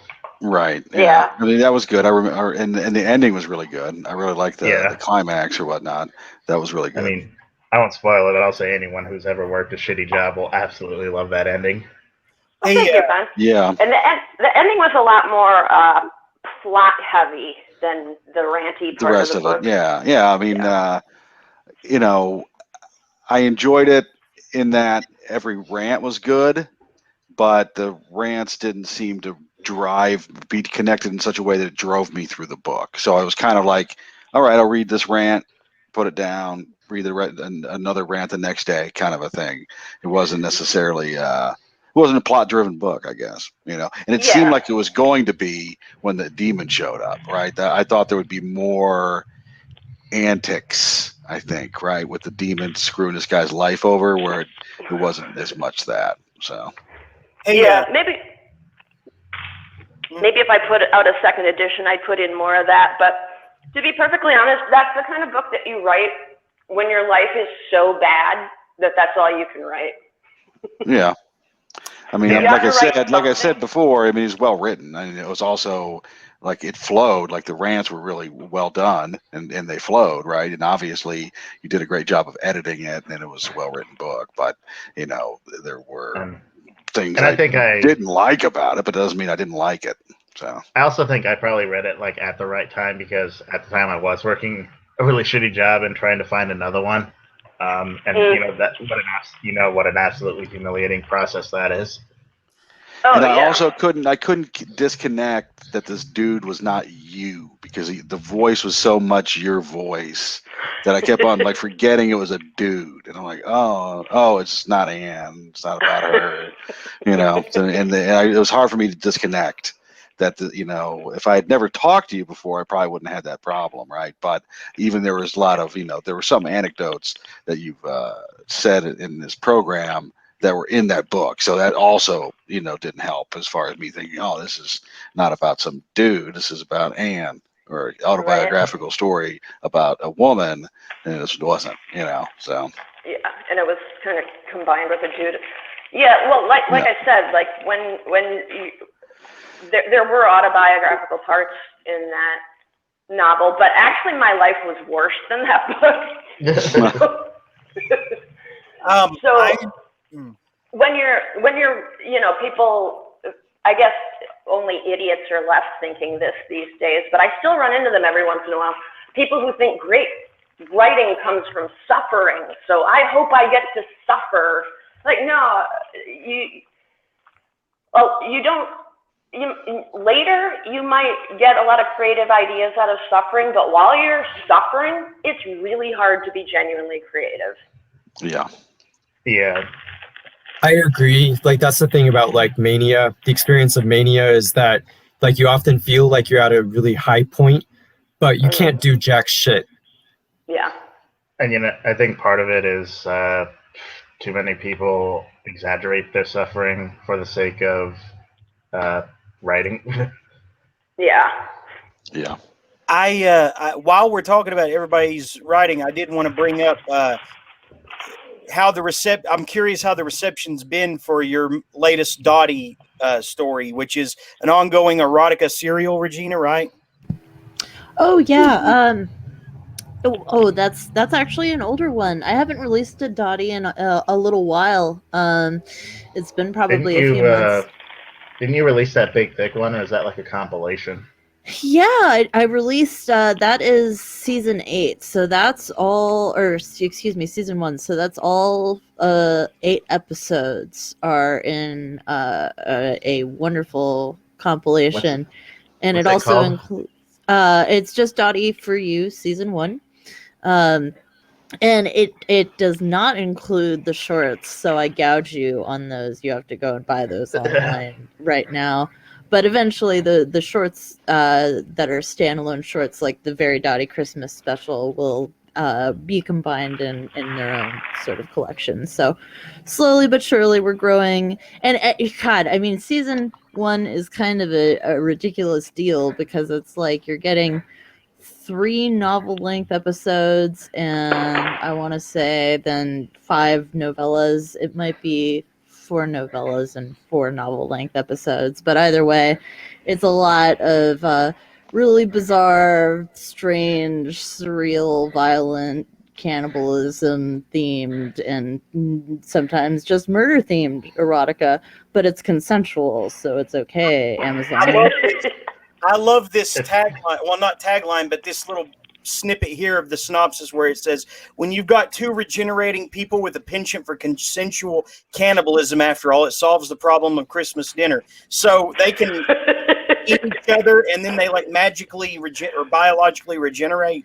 Yeah, so well, the story starts out with Harold Fleetwood, who is a billionaire CEO, but he can't look a woman in the eye because he's constantly plagued by these horrible cannibal fantasies. So he's like tried really hard to live a good life, and he hasn't done an Epstein thing, and he hasn't flown anybody out to a private island and shot them. And but he also just cannot interact with women until it turns out his hot secretary, Dottie Shipman, is actually an immortal girl who, when she's killed, she comes back in a new body, staring at her new body in the most recent mirror that she's looked in that's appropriately sized. So like she'll just wake back up in her bathroom suddenly in a new body, and it's a continuation of her consciousness, and we kind of explore later on in the season kind of why that happens. But so what basically then what ends up happening is they fall in love, and it's like this very intense love story, and it's very opera influenced, so of course there's a very dramatic love triangle, and it's just fun. It's good, definitely not clean, hilarious fun. I think it's a very funny book, but that's just me. Okay, I think that was the one that I wanted to read. Yeah, you should read it. You'd enjoy it. Murder and cannibalism, erotica, fun for the whole family. That's right. But I know, like the name of these story types is something like Dulcet. Isn't that the name of an artist or something? It is. So Dulcet, yes, Dulcet is the name of the handle at least of an artist who, to my knowledge, remains still unidentified on the internet. He or she possibly is responsible for basically a whole subgenre of cannibal erotica, where this person would write these stories and draw these stories that were set in a universe where young women would be basically groomed from a young age socially, so it was okay to give themselves up to acts of cannibalism and to feed their whole village by sacrificing themselves when they turn 18 or whatever. And so it's always kind of variations on the same story where it's just it's all contrivances for consensual murder. And then obviously cannibalism, but there's a lot of beheading themes are very popular, and a lot of hanging is also very popular in this artist's work. Asphyxiate. Look at the cute kitty while we talk about murder. I and know, I love cannibalism. that kitty with a good cat. My cat is asleep on the bed right now. He's probably like, Wait, why what? is she looking at other cats? What's wrong with Izzy?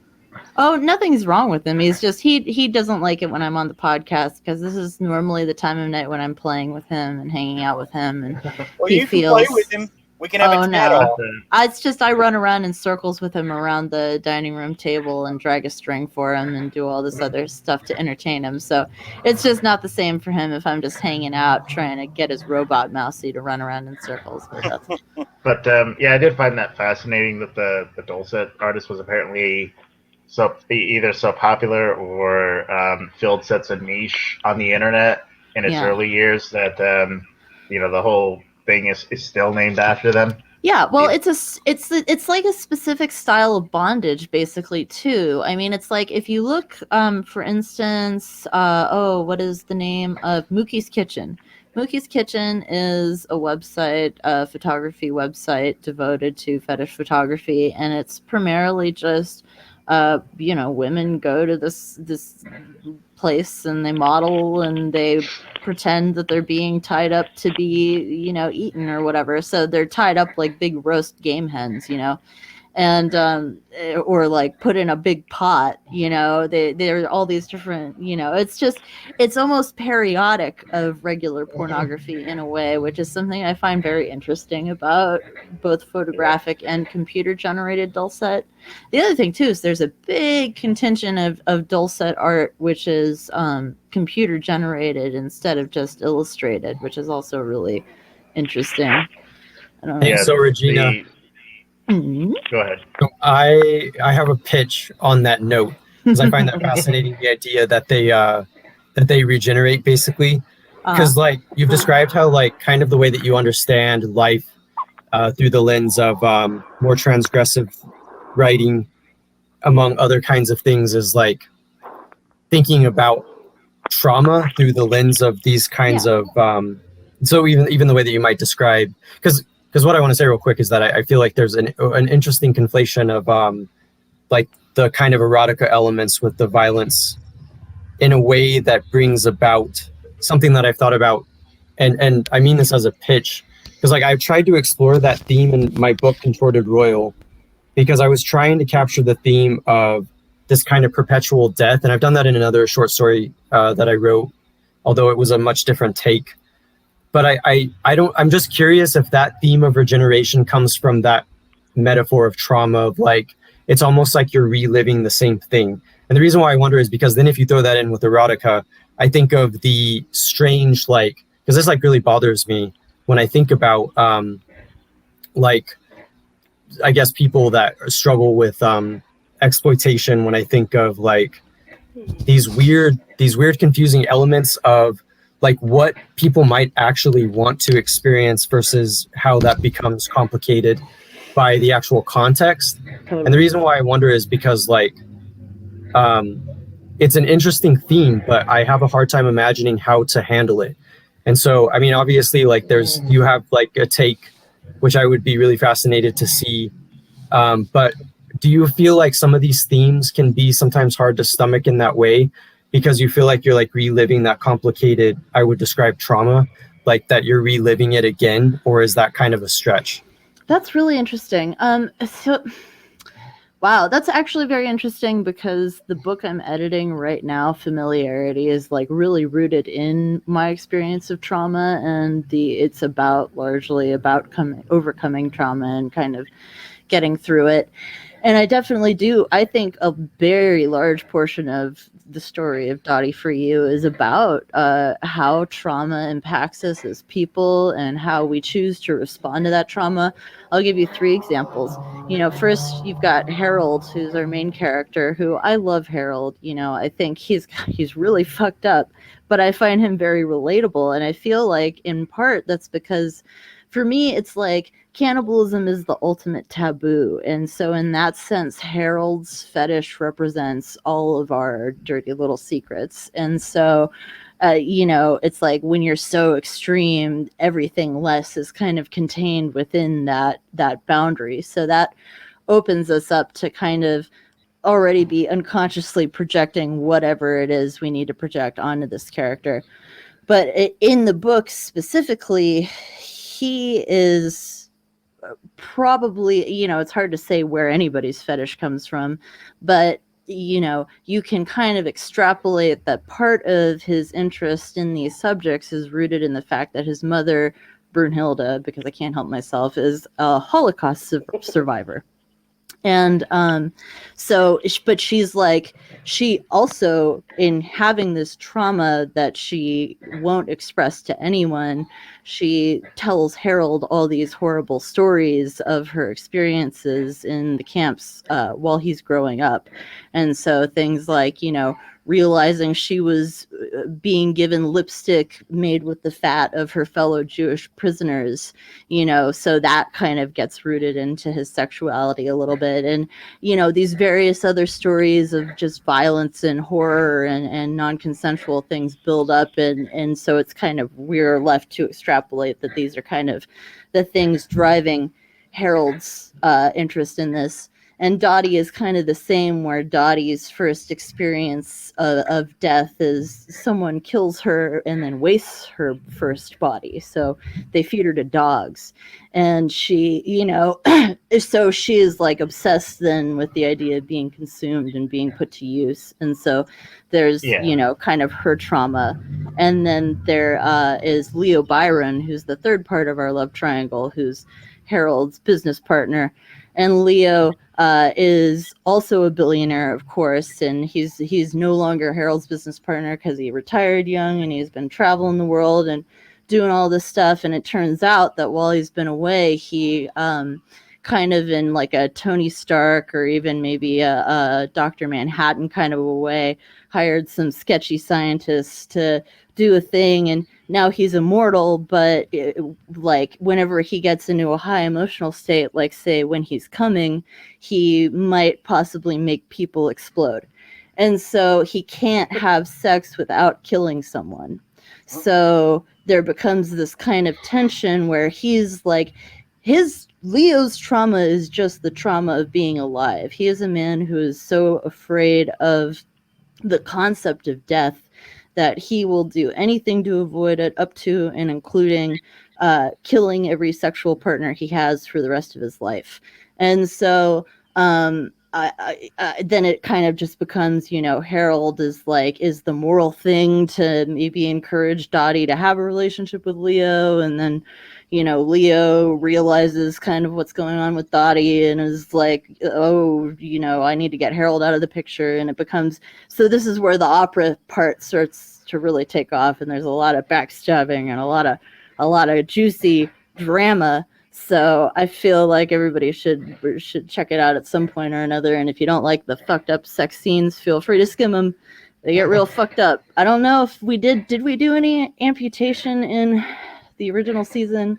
I don't think necessarily, but there's definitely Harold fucking a severed head in the secret episode that gets included in the first season. I actually picked up the Savoy operas. I actually picked up the Savoy operas because you were talking about operas, and I thought it was interesting. I haven't read them yet. Have you read those? Or No, I have not. Do you know the context? Because I'll have to look it up. I guess they were Victorian operas, basically. Right. Okay. So this is just kind of about Gilbert and Sullivan, you mean, right? I think so. I actually have the book, so I can probably look. Yeah, so let's see. So the Savoy operas, Sullivan, and in Victorian England. Yeah. I actually wanted to check out the print version of operas because I'm interested in how kind of like, granted, I think you had described the operas as being effective in terms of actually being staged, but I was interested in like the literary elements too, because you do seem to draw on that in the way that you describe some of your writing. Oh yeah, I think the literary impacts of opera are really they can't be understated, and I mean especially in the way that they've come to impact like all of modern. I mean it's like I don't know why it took me so fucking long to realize that soap operas are really, they're aptly named. They are operas. They're just operas with no music, so you realize how shitty and bizarre the plots are. Why do soap operas have to be so lowbrow compared to what you spend an hour talking about? But they're not. Because They're fucking not. The only difference is that you have a composer who spent a long time. They spent probably twice as long, at least, as the librettist spent writing the libretto. The librettist and the composer are often two different people. Sometimes they don't even meet. In the case of Strauss's Rusalka, Strauss finished the score of Rusalka, and I don't think the librettist wrote the libretto until something like 10 or 20 years later. It was a huge gap. So oftentimes one doesn't even have anything to do with the other. Gilbert and Sullivan fucking hated each other. They wouldn't even talk to each other. The one would just send the other one his score, and then he'd knock out the fucking libretto. And so it's like there is such a disconnect, which is again why I love Richard Wagner, because he just goes and does it all. He has this sum total of his opera design in his head. It's why Parsifal was not allowed to be performed outside of its home theater for decades, is because he had a way that he wanted it performed, and he did not want it to be perceived or engaged in absolutely any other way. And this was Sullivan. Oh, this is Richard. This is Richard Wagner. Oh, okay. Yeah, no. But so it's like, but the thing is, okay. So like, let me give you an example, Jeremy, of what are some? Oh, Minot Lescaut is one of the fucking worst plots in opera, and like most opera, it's taken from a novel. So there are two different Minots. There's Minot, and then there's Minot Lescaut, and one of them is by Puccini. I think Minot Lescaut is the one that's by Puccini. The other one is by Massenet. And it's the stupidest plot in all of opera, which says a lot, because there are some fucking stupid plots in opera. But this one is the worst. Okay, so there's this chick named Minot who rolls up with her cousin at a train station or a coach station or whatever that's right next to an inn. And she comes out and she's like, "Oh, I'm so young and naive. I don't want to go to the convent. Blah, blah, blah, blah, blah." And this dude shows up and he literally just picks her up from the fucking train station, which is like the 1700 equivalent of just picking up a chick from the bus station. She like came in on the Greyhound, and you're like, "Hey, baby, instead of going to the convent, you want to come on back to my pad and hang out." And it's like, okay. So Minot just I guess that was just kind of the thing at the time. It's just like, oh, it's, bitches. Yeah, no, it is. It's a lot of that, so it's like, it's just this really weird one about, basically it just ends very abruptly with her being sent to, fucking transportation. So she's sent to, I think it's supposed to be like Virginia or someplace in America, and she and her boyfriend just wander off into the wilderness, and she fucking dies for no reason. I mean, these characters are really, they are the types of characters that you see in a soap opera. It's just, again, you don't notice it because it's elevated by the music so much. I keep thinking again and again of the arc of Justine. I mean, I've heard you describe it, so I haven't read it, but I just keep thinking of things basically climaxing, for lack of a better word. So because it seems like things do get worse in the View, at least if we're looking through the atheistic view of I can never pronounce his name, Marcus de Sade. It's because I think there's really something to that arc, though, like that. Yeah, because I think it's the same thing with the literal Mark, even though I haven't seen it, but the Marquis de Sade, the movie, that things seem to get worse instead of better because, I mean, it's bad. Life is trauma. It is interesting. Here's an interesting point. You actually do raise a very interesting point in that de Sade and the story of Minot Lescaut I really do feel like Desade's Justine is influenced by Manon Lescaut and various other kind of, you know, downtrodden, coughing Victorian heroines of all these different eras. I feel that what the Marquis was writing about was a response to these morality tales that said, if you do not abide by the morals of the world, you will be punished. And so what he wrote was a version of that where the morals of the world are inherently depraved. And it's like a pro-libertine world, and if you're not a libertine, you're fucked. So because Justine hangs on to these Christian morals in a satanic universe, she is punished at the end of the book, ultimately in a very funny way. And so I think, you know, then you have the Marquis himself, who was a quite an immoral man, his fiction aside, if you believe the rumors and the courts and so on and so forth. And I think that ultimately, you know, his lesson was the same, which, you know, again, is if you do not abide by the prescribed laws of your universe, you will live a life of suffering, and it will have a very unpleasant ending. And he just, you know, forgot that no matter how much he wrote, he couldn't change the laws of the universe in which he was living. So is that where she they string her up they put a noose around her neck and have her stand on a block of ice so it's melting? And what's the lesson she's supposed to take away about the no, she just gets struck by lightning, doesn't she? Well, that's at the very end of the book. No, it's just throughout the course of the book, all kinds of shit happens to her. I think the part that you might be thinking of is there's a part where she's like strung up, and the libertine of the week is this guy who likes bleeding women with a lancet.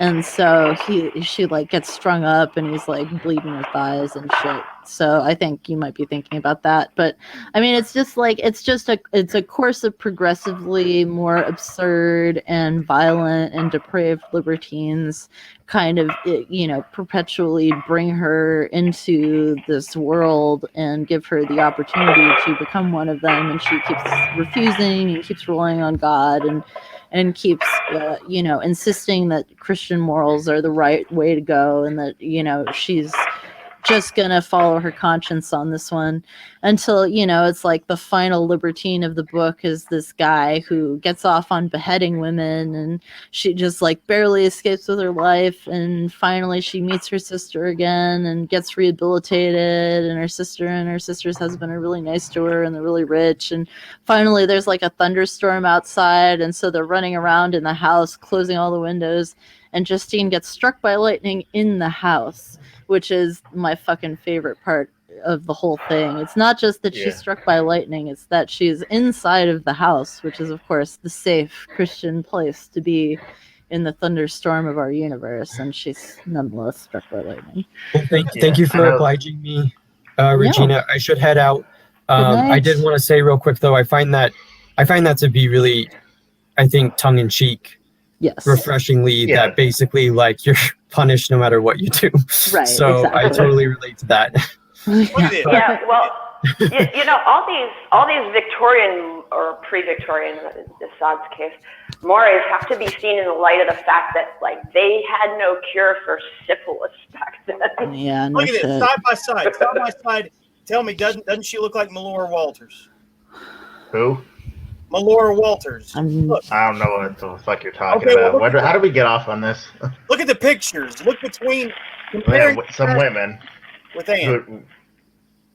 What are you talking about? They look nothing alike. I said, Anne, you look like Melora Walters. And they look nothing alike. I don't know who that is, but I can't really see the screen because I don't have my my focals. Let me see. Ben's just trying to white knight for you or something. I'm not white knighting. They don't look anything alike. Yes, they do. What are you talking about? I think you need a new prescription, Jeremy. Huh? I think you need a new prescription, Jeremy. You've been spending too much time squinting at your computer screen. I'll take. I can't even see what you're talking about because it's even. Well, that's because you took it off. It's all right. Don't worry about it. Okay. Oh, you know what? I was gonna say, if when my signal cut out, if what you guys were giving Jeremy shit about was that he was worried for my safety because there's a felon breaking into my old apartment. Mm-hmm. There is nothing to worry about as far as my physical safety goes, because if you've known felons, most of them are giant fucking pussies. That's why they wound up stealing shit or getting into trouble and went to jail in the first place. Second, this guy knew what I was doing, lives in the same building, stands around observing everybody all day, every day. And he deliberately waited till he knew I wasn't there to defend my stuff to go in and steal it. Did he manage to take anything? Yeah. What did he take anything really important? Well, he took a $100 Chromebook. He took, the most important thing he took was the bag of weed I don't even want that I've been carrying around for 6 months because my subletter in LA, who kind of stole my apartment because that's another long story of my horrendous 2 years since the assault. I totally not worry about her. Jeez, I mean. But just as an aside, I wanted to say this guy is a chicken shit, and like most felons. How'd you go over with your Trump knife and demand your shit back? What? Oh, I'm definitely thinking about it. I'm gonna pull out the blade and go, this is much sharper than a John Kerry bumper sticker. I like it. Hey, I did have some other stuff I wanted to talk about, though. You don't want to think about your current situation anyway, right? I know I wouldn't want. I don't want to talk about mine. So yeah, no, because there's nothing I can do. He already went to the casino and lost, everything he made off of fencing my shit. Oh, bitch. There's nothing I can do. Mm-hmm. There's nothing I can do except commit violent felonies myself, and I've got a little bit too much going on right now to spend a few years in prison. So CNN thinks because Nintendo canceled a Mario game that Nintendo fans actually think that Mario's going to die. Apparently, I don't know. I saw a bunch of clickbait sites talking about that. Apparently, the weird way they worded that the games were going out of print. There were people thinking that they were actually going to kill Mario. Now, I think that's a perfect business opportunity. You know how everybody jumped on board release the Snyder Cut with Justice League when they found out there were 4 hours of unreleased footage or whatever and a completely different movie, right? I think that this is another bandwagon, idea. Anybody who has Twitter should hashtag release the death of Mario, okay? Because I think that the death of Mario sounds like a shitty creepypasta. No, listen, don't fuck this up, man. Okay? Listen, this is. I bought a game. This is a stupid idea. No, shut up. Don't. This is my only chance. Do you remember the last time they tried to make the Super Mario Brothers dark and edgy? No, wait! Don't ruin it yet. Okay, so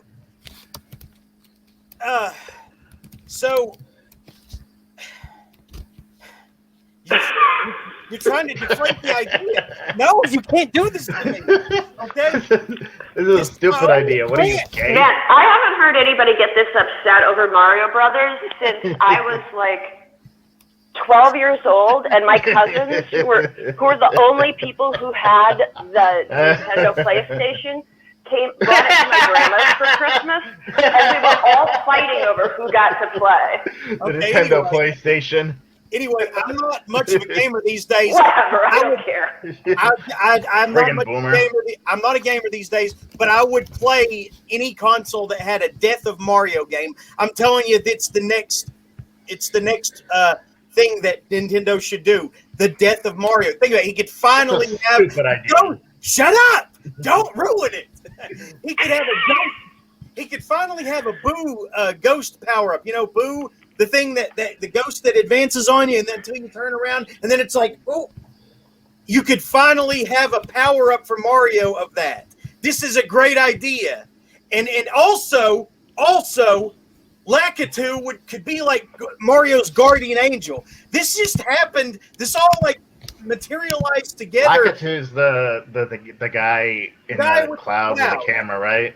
Yeah. Why would he be a guard? Why would he be a minute, guardian? because he's Mario in the died? cloud.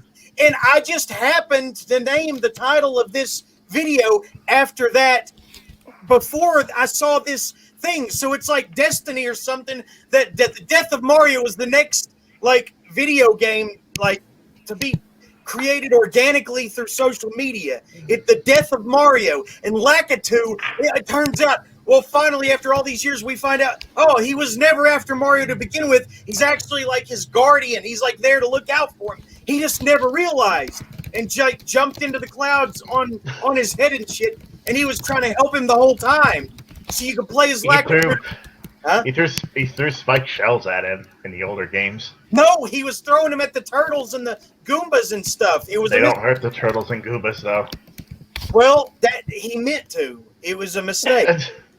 That's a stupid idea. No, it isn't. What's the matter with you? What are you, gay? If you have a Twitter and you have a soul, or either one, then hashtag release the death of Mario. Okay. If you have a Twitter, use it to shit post and don't post about this. No, hashtag release the death of Mario if you have a Twitter. Please. You're making his voice crack, Ben. Don't bully him. No, I'm gonna bully the fuck out of him because this is a stupid idea and he deserves to be bullied for it. Gracie too. She said she wants release. She wants Gracie's like, please make my daddy stop yelling. Yeah. I'm so tired. Hashtag release the death of Mario if you have a Twitter or a soul. Well, I don't have a soul. Can I play? Yeah, this is a stupid idea. No, it is not. It sounds like your idea sounds like a much shittier version of Luigi's Mansion. No, yeah. Is this time it would actually be like gritty afterlife stuff instead of. We do not need a gritty Mario Brothers. We need a gritty Luigi's Mansion. Just once. Just once. Isn't Fatal Frame just gritty Luigi's Mansion? I always feel like you can argue that. Like apparently the original version of Mario and Lakitu teaming up and Mario finally getting a ghost boo power up in the haunted places, in the haunted house levels. This is a good idea. It does sound like a really shitty version of Luigi's Mansion. No, Luigi's Mansion is for kids. This is real stuff. Mario is for kids. No, it isn't. Yes, it is. Mario, what was the last time they tried to make a gritty Mario? We got that shitty Super Mario Brothers movie. That was not gritty. It tried to be, but it just sucked. No, I mean it did suck, but no, that was not gritty.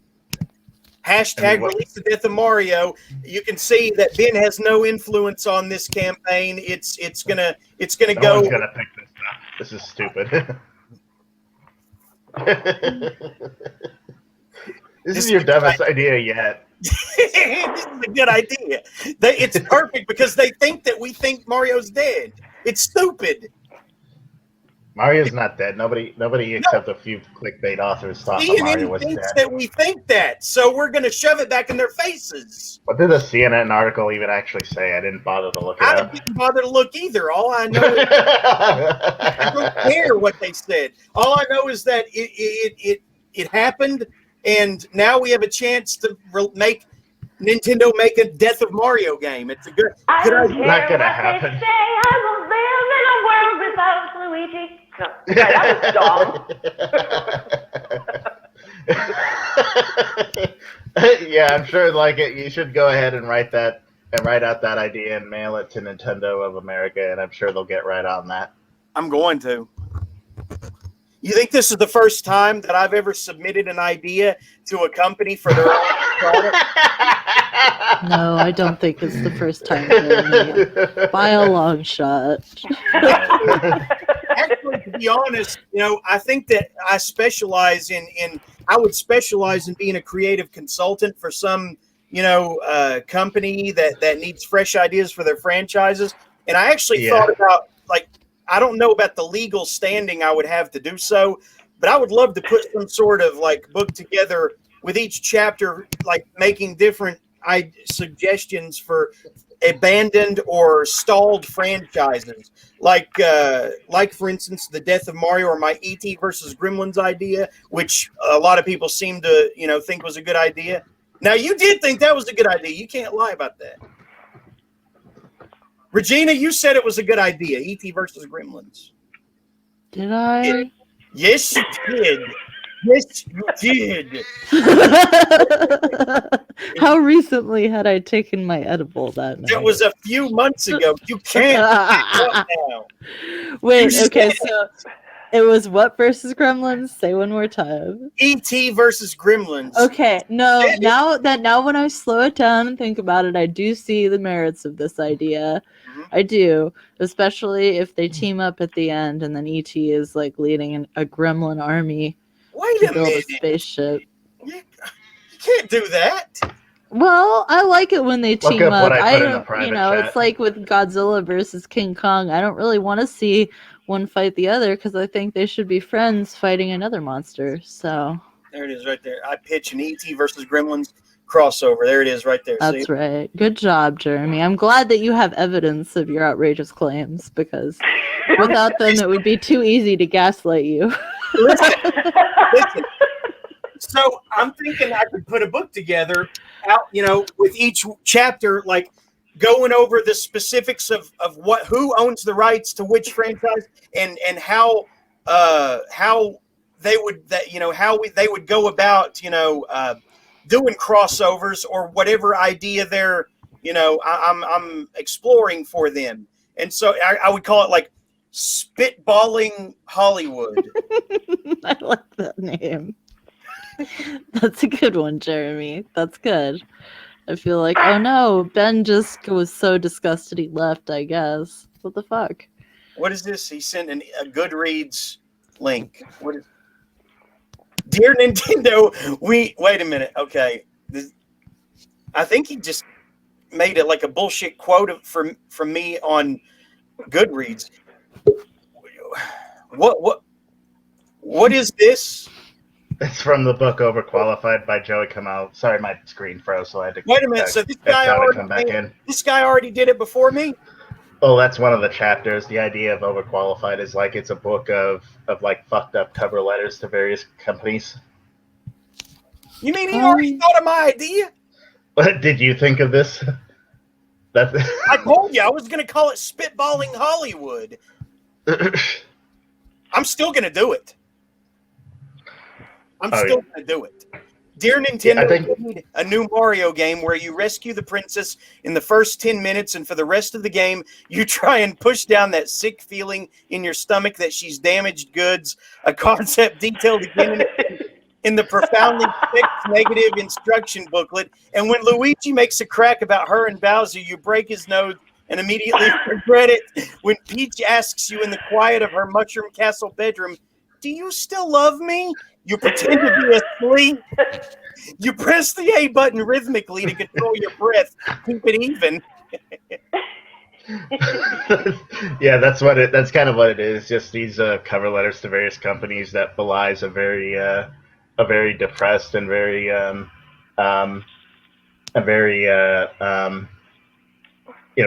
depressed and very office rocker person. Because at one point, that's actually only part of it. Another part, he details we need a flight simulator where you fly back and forth all over the country, but Dad still drinks in the shower, and things like that. I wish I could find the whole one. They used to be online, but they're not anymore. I'm still going to write Spitballing Hollywood. I'm going to do it. Now, I just wonder, what are the legal, ramifications if I release it? Like, if I don't have art in there from their characters, then it's good, right? It's like fair. I'm pretty sure, yeah. If you do it like he did it with with an obvious parody or commentary element, then would be fine. Oh yeah, there have been multiple books published of people just writing prank letters to various organizations. So if you if you cast it as like, you know, me pranking these guys or me trying to get their goat or me trying to get their attention, and you make it very clear that they're not responsible for your hijinks. Hashtag release the death of Mario. This is the new direction, Nintendo. I'm telling you. This is not the new direction. No, Yes, it don't is. listen to him, This was the Nintendo. idea. This is Seriously. the organic Mr. direction. Miyamoto, please ignore him. Don't. Yes. No. We don't- Please ignore the fat, stupid American. It didn't work for Wagner. It's not going to work for Mario. You can't ruin this for me. Death of Mario, I'm telling you. It's perfect. And Lakitu was a friend all along. Who knew? That is a good idea, even if Death of Mario isn't. Here's a better idea. Lakitu is the smartest character in the Mario series, I'm telling you. Because he oversees everything. From the Goombas to the Shy Guys and Snippets to the big thwomp things that come down and squash. Did you? Well, that's an interesting point. Have you ever heard the concept that because Shigeru Miyamoto is so influenced by theater, that isn't Mario like supposed to be basically a play, and so Lakitu is like the director of the play, basically? Now that I did not heard, but it makes sense. I mean, he's a cameraman in the 3D games. Yeah. He's a what? Yeah, there He's a are cameraman in the 3D games. Right. Yeah, there are a lot of graphics that look like literal Deus Ex Machina. I think maybe with the first ones and with the 2D ones, I think they were kind of like trying to make it look a little bit like a paper play. Yeah. Yep. Oh, Paper Mario? No, like Japanese paper plays. What is that? Which are like that I keep hearing. Is someone clipping their toenails for the last hour? No, that's probably my. I'm sorry, I got a new microphone, and so I got to figure out how to position it so in case I'm clicking around, it doesn't. I understand. bounce. I got Now, new gear like- too to break in. Yeah.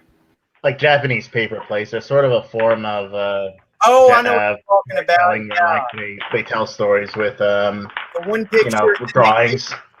and then there's another one, and then they move that one, and then that one. Yeah. Have you ever? Here's a rabbit hole. If you want to go down a rabbit hole tonight after the show, look up the Golden Bat. I actually know about the Golden Bat. Yeah. That dude should be in like mainstream comics today, Marvel or DC or Image or something, because that's an awesome character for one. He's a little overpowered in some of the adventures, movies, or cartoons or whatever, but he's still an awesome character. You know that has not been released on mainstream. In He's mainstream in Japan. Just he hasn't really made it over to the English-speaking world. He hasn't made it stateside yet. Yeah, he's actually apparently popular in like Italy and some parts of South America, though. Yeah, and there are like movies that were never released that were made for an audience of one of him or something. I think is that right? It's very popular over in Japan and in Korea and South Korea as well. It's just something that never really made it over to the English-speaking world. It never really caught on. It's a shame because he's a really awesome character. Yeah, I mean, what all like are people? He's basically very godlike. I think he's literally like a resurrected god or something like that. He's what Marvel Comics would call beyond Omega level. Yeah, something like that. There he is. Look upon him and despair. It's basically a golden skeleton and his signature was his very evil sounding laugh. How does it sound? Make the laugh. Do the laugh. I can't do it. No, do it. You do it first. I can't remember it. I haven't seen the video in a long time.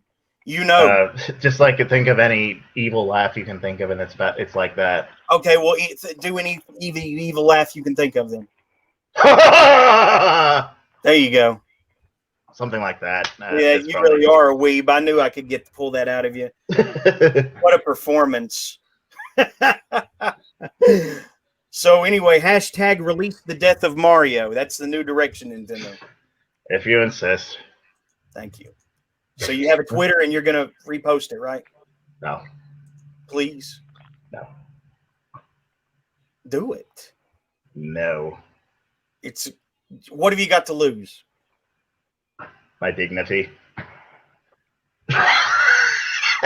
I don't believe that. I mean, the real answer was just followers to that one. If you really wanted to, I don't give a pithy. shit about followers. Yeah, Good, but that's then what you'd be losing. Prove it by hashtag. Yeah, but you don't give a shit about your dignity either. Hey, then Look, I post shit on my Twitter.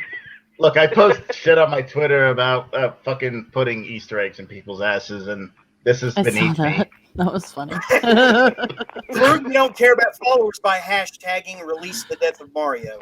Directly No. to Nintendo or Shigeru Miyamoto. I'm not being part of your mental illness, Jeremy. Just try it. I don't have Twitter.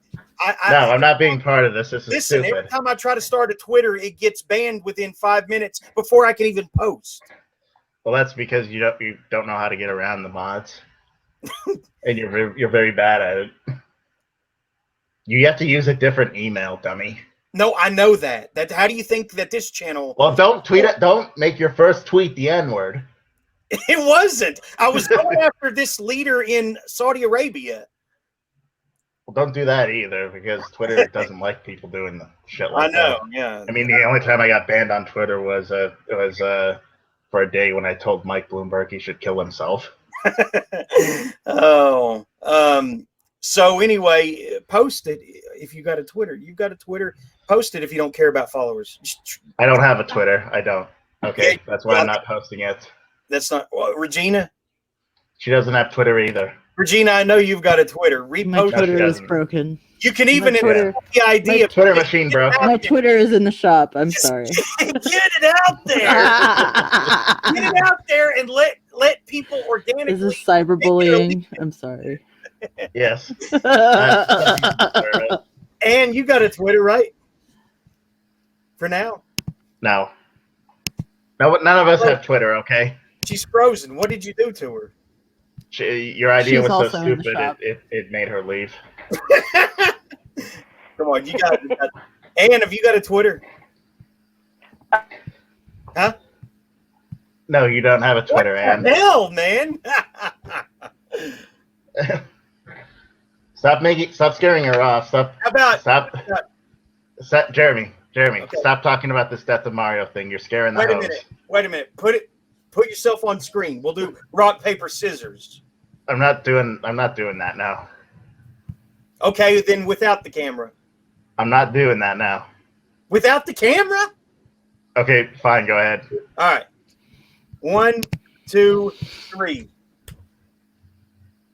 What It's did you have? paper. It's a rock, so it crushes. I win. Oh man. I didn't even realize I was frozen. I got distracted. Okay. The other drama that's going on at my old apartment is the guy downstairs from me was beating the shit out of his girlfriend last night. Awesome. That's why the girl who was supposed to drive the truck for me Wow. today overslept because she was dealing with the cops because this shitbag, like, she said the girl looked like hamburger meat. Jesus. So, Oh, wow. yeah, so I'm getting I'm trying to get rent abatement from the landlord, so I'm not kicked out of that apartment yet. So I'm gonna go over there and we're gonna hide this girl in my apartment so she can get away from this dude. Okay, before you do that, do you have a Twitter though? No, she doesn't have a fucking Twitter. Shut up. I'm trying to keep someone from getting beaten to death, Jeremy. Yes. I know that was just important. Sorry.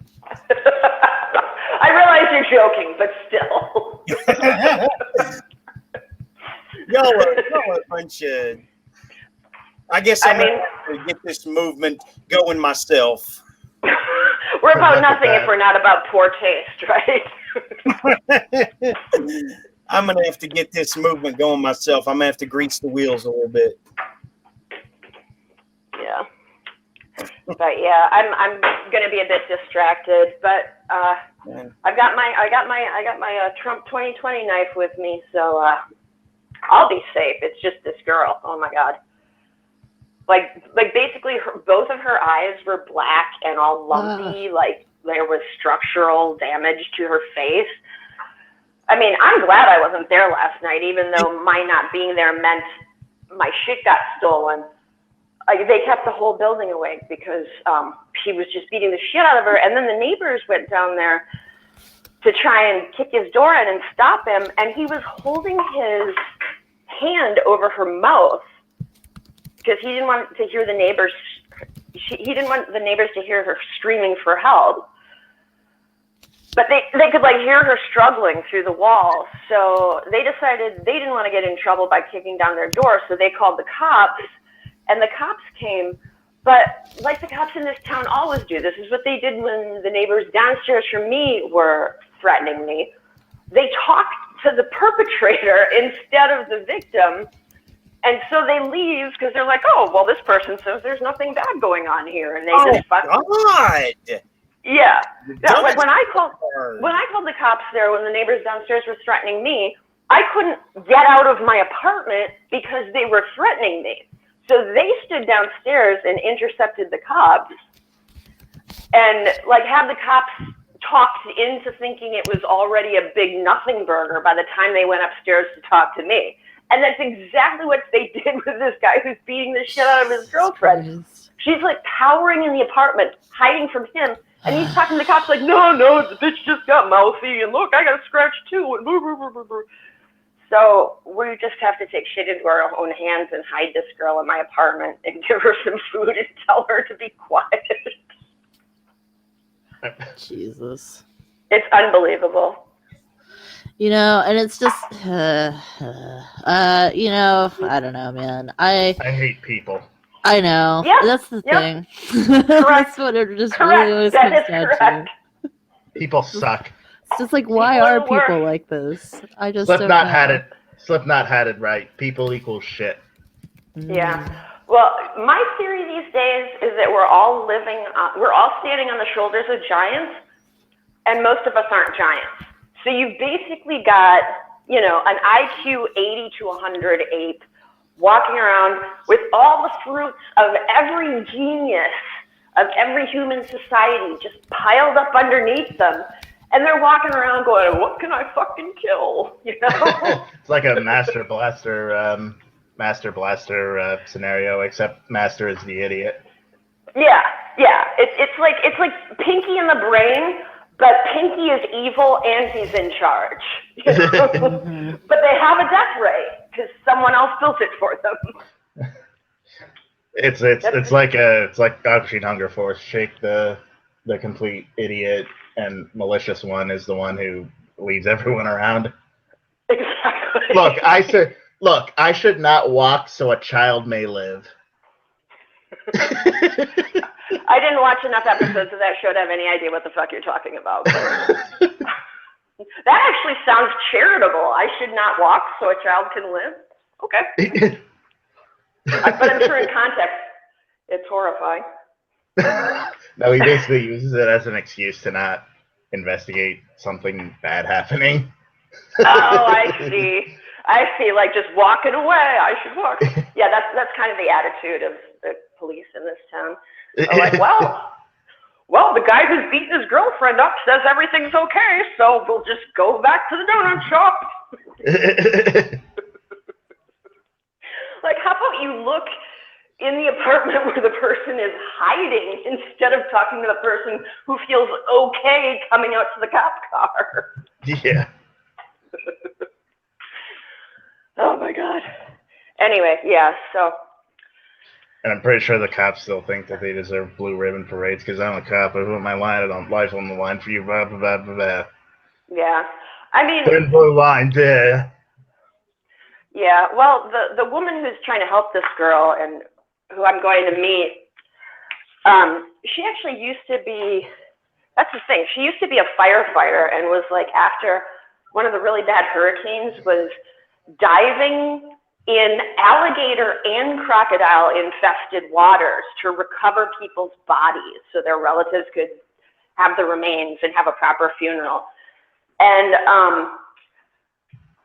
she you know, they have a few stripes because the job is stressful, but she got fired when she came out of a burning building holding like the most ridiculously sentimental things, like 2 kittens and a baby. And I'm not even exaggerating. I think that's exactly what it was. She came out of a burning building with 2 kittens and a baby. and like, like climbing down a ladder, flames everywhere. And she gets down and she like pulls off her mask, grabs a cigarette and lights it off like a smoldering door frame. That's awesome. Which is completely badass, but it got caught on camera by the local news. Why would people get mad at that? That's fucking awesome.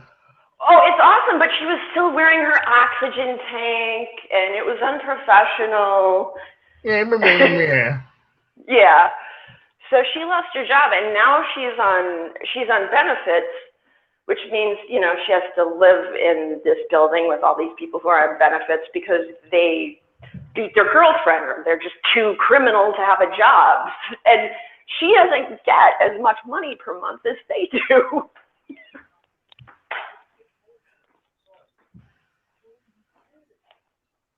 Anyway, looks like Jeremy's wandered off somewhere. I guess his handler lost track of him. Or maybe he got too depressed by the girl getting beat up. You read anything this week? Me?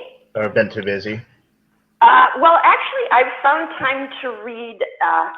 I've been too busy to work on my own writing. I'm almost done with that horror book I was going to write in 1 week, but then the ceiling crashed in on me again.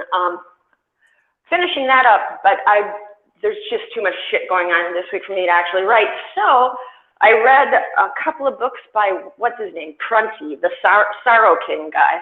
Oh, yeah. Oh, yeah. Which ones? The first one I read was The Sorrow King, because that was what you all recommended. And it was really good, but I didn't find the ending quite satisfying because it was just too, like, writerly. Wait, which You know one? what I mean? Which one? The Sorrow King. Okay. Like, it was just too,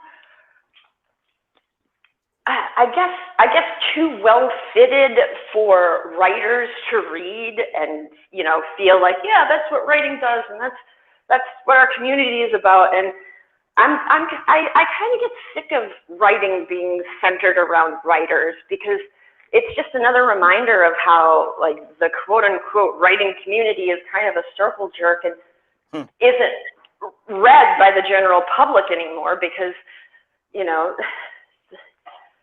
I mean, his book is really good, but a lot of the books that get popular aren't so good, and so the general public doesn't think we're all that in a bag of chips. And then the writers who are good read things that are obviously geared towards writers. And so there was something that's my long way of saying there was something I found unsatisfying about the way that book ended. Not that it wasn't well done, but that it was just too perfectly writerly, if you know what I mean. Now, did you say you read multiple Prunty books? No?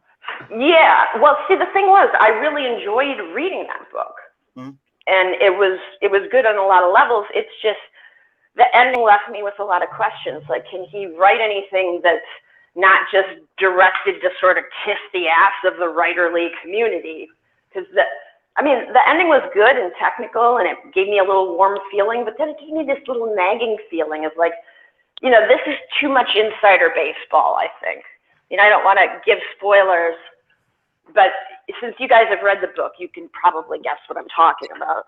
I think that Prunty is usually a shining example of write for readers, not writers. But this was earlier in his career. I know that. Right, which is why I'm glad that I read more stuff, because I did really enjoy it. So I was wondering if he had anything, that was more reader centric, I guess is the word. Okay. I heard that Zero Strata was a really warm-hearted, for readers type book. I heard that it was just somebody told me that it was just a warm-hearted book with it's not even really, I don't think there's any cussing in it or anything. If it is, it's mild. It's well, that's not what makes something reader friendly. I know. I mean, without saying too much, that ending was just too much insider baseball. Like it kind of hinted that, the way to deal with things is to be a writer and write things down. And, you have to write a sequel because, that thing will be back again, but the way we defeated it was by writing a story about it. And I was like, I got emotional satisfaction out of that, but I just wanted it. It just didn't sit right with me. Mm. So the next one I read was Sociopaths in Love, which is a completely different book. It's a completely different kind of thing. And I really enjoyed that book, even though I don't really like sociopaths, which I think was kind of the point, to get people who don't really enjoy the company of sociopaths to sort of see things through their eyes. And it's also interesting because Regina was just talking about the theme of cannibalism, and that book took a totally different, it's not a non-sympathetic look at cannibalism, but it's a totally different angle, I guess, because the main character is watching a cannibal, and she's sort of like him, but she's not a cannibal, and she's really kind of turned off by the cannibalism. So that I'm glad that I, went on to the second one, because it was I kind of felt like, okay, this is a real book. This is not like a writer's convention, the prosaic form of the hymn that you would sing at the end of the writer's convention to convince us all that we're not throwing our lives away. If you know what I mean. Yeah, very interesting. Very interesting. Yeah, have you read or seen Tender is the Flesh floating around on Goodreads? No. That kind of, I feel like, is a little bit of a similar concept. I feel like the theme of cannibalism and the theme of alienation and the pursuit of intimacy are very closely connected themes. And there's also just a general societal theme, obviously, with the eat the rich kind of a theme that we've seen in society and all this. And I feel Tender is the Flesh is more about the societal side of things.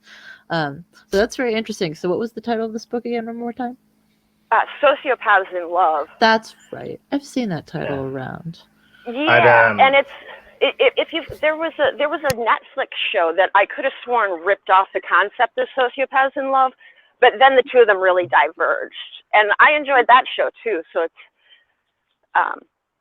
it was unique, and yet it reminded me of something else. And like I said, I'm really glad I gave him a second chance and moved on to another book, because that. As grotesque as the things that the characters did, I really enjoyed being in their world. And there's certain movies and books where no matter what disgusting things happen, you just sort of get a good feeling out of being immersed in that world. Totally. If that makes sense. Totally. I'd really highly recommend Neon Dies at Dawn. That's a very noirish. It's a very noirish kind of book, and it's about it takes place in a dying Ohio neighborhood, a dying Ohio suburb. It's gotten to the point it's so bad that the main character has people knocking on his door to ask him for money and cigarettes and shit. And it's the plot of it is that this small time crime boss got his daughter, either his daughter or his granddaughter, hooked on drugs and then pimped her out and then killed her. And so it's him trying to get revenge on the guy. I know I can recommend a few of Prunty's that are actually, you might enjoy. One of them is a departure because it's not genre specific at all. It's just a guy who's a writer that never writes. Who self-published things and is pretty much has never experienced success, and his brother, who comes into town, hiding basically from people who are after him, and they kind of get into this rivalry with someone online who is done up a deep fake on the main character, so it looks like he was talking to someone underage, but he really wasn't. It's called Squirm With Me. And also My Fake War, which is about a guy who meets this. Jesus. Is that the wind? No, I'm it was a gonna fucking mute dust. myself because it's just traffic. Oh, okay. Well, anyway, My Fake War. I don't remember too much about it, just that I enjoyed it. This guy meets this alien. It's the only other alien on the planet, only other living thing on the planet that I can recall. And he kind of like it's what it sounds like. He kind of imagines, going to war. The other alien claims that they're out there, but he can't see them. But so he kind of just has to imagine in order to go to war with him. If I'm remembering it right, it's been so long, and a lot of drugs, even more drugs were consumed back then. But that's what I remember about it. I seem to remember about it. My Fake War and Squirm with Me are, I think, two of my favorite Prunty books. So there you go, Ann. It's a kind of interesting because the first Prunty book I read was Slag Attack, which was almost like an '80s sci-fi thriller, and it's much different from Neon Dies at Dawn, which was the second book of his that I read.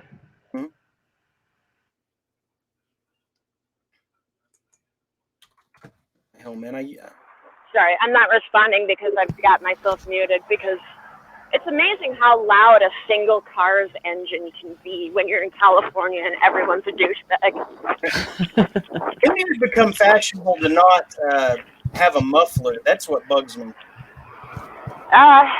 I think around the time that it became fashionable to be absolutely desperate for any kind of attention whatsoever. Yeah. I think that's the connection.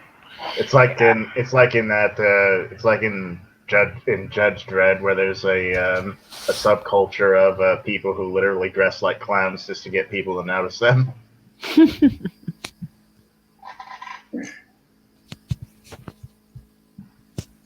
So the beard is another good one by Anderson Prunty. It's really funny. It was one of his first he ever wrote.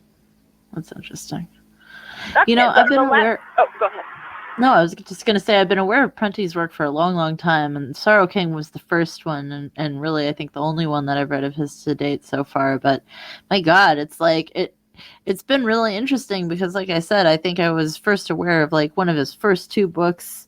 I think Driver's Guide to Hitting Pedestrians in like 2008 or 2009. So to get kind of come back to Bizarro and Splatterpunk and see his name still being bandied about, with more fervor than ever, I think was like really kind of heartwarming and reassuring in a way. I thought Drunk Driver's Guide to Hitting Pedestrians was Eric Henriksen, or am I thinking of a different one? I thought it was Anderson Prunty. Maybe I'm wrong. Look it up, Jeremy. He's very prolific. We'll say that. You got Goodreads pulled up. Look it up. Driver's Guide to Hitting Pedestrians. Yes, he did write that. Yeah. Oh, okay. And also, didn't he also write "Help a Bear Is Eating Me," or was that Michael Hansen? I think that was Michael. I can't remember his last name. And then there was another one, "Fill the Grand Canyon and Live Forever." I don't know what the deal is with that, but I mean, I don't know. It sounded funny at the time. He's written a lot of stuff. "Hi, I'm a Social Disease." Yeah. That has a great cover. Yeah. Kind of Irvine Welsh-ish. Did you see that truck? If those guys, if those guys turned their fucking truck around, I was gonna get ready to stab people. Well, were they trying to hit on you? Oh, they were yelling at me out the window. Okay. Oh, so you didn't hear anything we were saying then, because you were. No, I was like, I think they were yelling in Spanish, and I was trying to make out what they were saying, but they just wisely minded their own business once they realized I wasn't. And gets catcalled. Take a drink. It's a drink. Yeah. $40.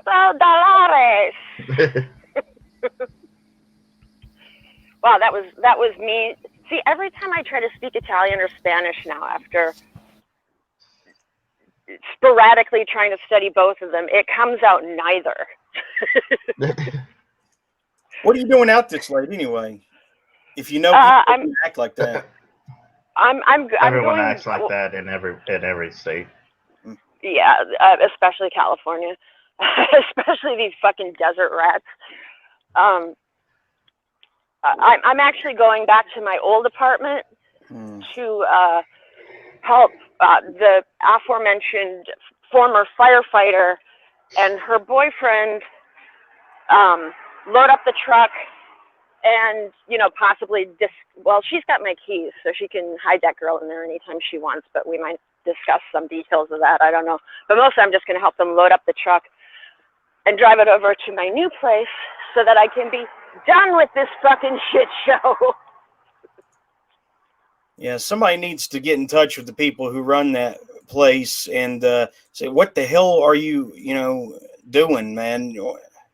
Yeah, well, what they're doing is trying to get guaranteed money from the county so they won't have to depend on, renters to actually pay their rent. Well, maybe somebody look that up for them then. I mean, I'm not beneath taking action like that. I mean, yeah, well, I'm already suing them for rent abatement, so I might be getting a couple $1,000s of rent I paid back. I didn't pay the rent for March because now I know that landlords in California will never give you your security deposit back under any circumstances unless you take them to court. And since I don't like going to court, I just didn't pay them for a month.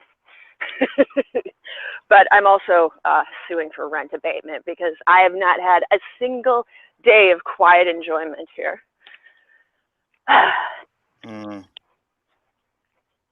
And yeah, it seems really dark because Californians don't believe in streetlights. But once you see the great big pink building, you'll know that I'm almost to my old home. Frank, well, I mean, it kind of puts a damper on the talking about Prunty, but Frank recommends we don't talk about her and failure is a way of life. He's really got a lot of zingers for titles, and he's very prolific. It's amazing how many things. Yeah, the third one I read, I just finished it this morning, was We Don't Talk About Her. I didn't like it. I didn't like that one, see. It was too short. It cut off really abruptly. I was just getting into it, and all of a sudden it's over. Yeah. But, sometimes you have an idea that you only want to stick with for so long, and who am I to say that you should, be locked in a cage and forced to make that book longer? Only the Stephen reader. King's already done that idea to death. So. Yeah, that's true. Oh, sorry, what were you saying? I was just saying, only the reader. No one whose opinion matters, just the audience, Yeah.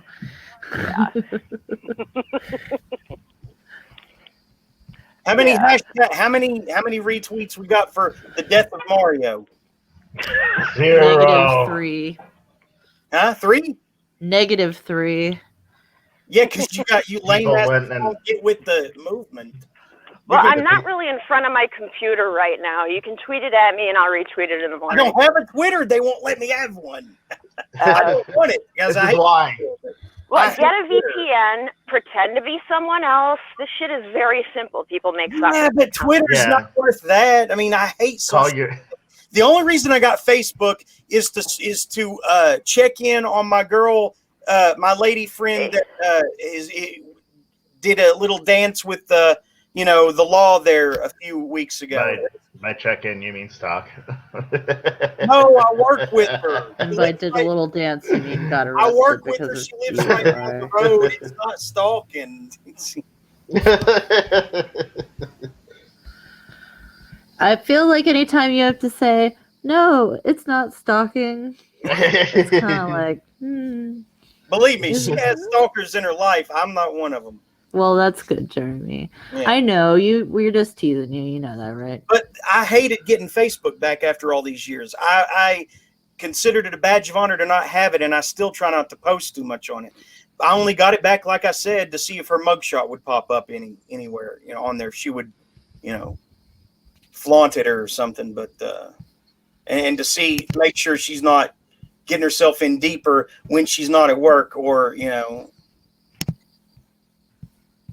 So It's the only reason I got Facebook, and I planned on getting right back off. But now I can share the links, and they actually go out to people, instead of people having to seek me out. It's the links get posted there. So, but I don't want Twitter. I don't want Twitter back. I just want to get the death of Mario going as a thing, man. Come on. It's not gonna help a brother out. Help a Mario brother out. No. Damn it! This is you lack vision, Ben. You don't want to play as a ghost Mario? No. This sounds like a creepypasta. Why don't you just write a creepypasta where this? It does video sound like game one of those exists? stupid creepypastas. Just be like deadmario.avi. Yes, and then Mario started bleeding hyper-real. Yeah, so it's like realistic. Because done like for real with Nintendo's, like designing engineering power or whatever. I mean, and he could have a thwomp power up too. The things that go down and try to squash you. He could have the power ups of all the things in the haunted. He already has that in most games. No, he does not. Not like a thwomp thing. How would you even use a thwomp power ups? The thwomps can't move. They come down, man. They can only move up and down. They can't go left and right. That's one of the problems if you get the power up. See, you gotta pick and choose. That's stupid. Oh, you have a power up where you can't fucking move at all. And maybe it's like a temporary power up, like the star that makes everything, makes him invincible to everything. It's a temporary power up. That's what it is. This is a temporary power up where you can't even move in a platformer. Right. It would only be for like situations where you need something to get the hell out of the way and you got to squash them. I'm telling you, I've thought of everything here. I don't think you've thought this through. You just lack vision. Yeah, that's the problem. Okay, yeah. Well, now that that's settled, they're debuting a character in Marvel Comics in a month called Threadneedle. Okay, don't talk to me about bad ideas. The death of Mario is a cohesive, downright rational thing. B follows A. Okay, the CNN says we think Mario's dying. Okay, death of Mario. Not happening. Regina, did we already go through what you've read? We didn't even touch a fucking thing that I've read. But honestly, I didn't read that much. I didn't read that much this week. I just kind of worked, and what I did read is available on godless.com, which I guess I'm just a shill for now. I wish Drew had given me some kind of paycheck or something. I probably should have signed up for their promotional thing where I got a t-shirt out of the deal at least. But anyway, Simon McCarty's new story Pitbull is up on godless.com, and it is a really good fucking story. I honestly really love it. Here's the thing, is that Simon McCarty, like a lot of transgressive fiction and splatterpunk fiction, there's no real lesson to be taken from his stories a lot of the time. A lot of the times it's just horrible things are happening for horrible reasons. And I'm not saying that's not the case in Pitbull, certainly. I'm definitely not saying the protagonists are or should be considered sympathetic or good or heroic. Definitely not saying that. It's basically like Plague Dogs. If Plague Dogs had a lot more rape and graphic violence and gore and a lot of creative, crazy shit in it. So I feel like it's definitely, for me, like the main characters being dogs are already a little bit more sympathetic, but it almost like their violence becomes an act of terrorism against an unfair fascist human regime that wants to like take their testicles and gas them to death once they've, been put in doggy prison. So it's kind of an interesting, almost like Animal Farm in a way. I don't know, but it's like splatterpunk, Animal Farm / Plague Dogs. Definitely check it out if you don't mind some really, really horrifying content. But it's horrifying, but it's got a purpose to a large extent, and also it's just that's that's you should know what you're getting by now with the Simon McCarthy book. I feel like just looking at those covers. Oh man, I got to preview his next cover too. He sent it to me today or yesterday, and it was like it's gonna be a good one. Looking forward to it. And then I think I just pretty much read a little bit of Fifth Head of Cerberus by Gene Wolfe. Still working my way through that. Really good, really wonderful book. And honestly, I don't think I read much else this week because I've been editing, and when I'm editing, I'm reading so much of my own work that by the end of the day, the last fucking thing I want to do is sit down and read somebody else's work. I have to take a dedicated reading day, and unfortunately, that limits the amount of reading time I can do when I'm editing. So I'm sorry, I was bad. I didn't do the homework this week. Please, still give me an A. I'm a good student. After that job you did on the Gene Wolfe thing, that's definitely an A+. But the author spotlight thing, there's just so much going on my. I'm eventually going to present something on Brandon Faircloth once I have a more comprehensive hold on his. I think the author spotlight thing will be done just intermittently, every now and then, because Gregor won't do anything. Highlight one, and so it would just be Ben and Regina over and over, and so unless Anne you had time to put one together about an author, but so I don't know, maybe when she gets settled in her new place. Yeah, right. Man. When she gets settled, and anytime you need me to do one of these, I will happily put one together because I've got authors to talk about for days. So yeah. What I talked about the Black Farm last week and how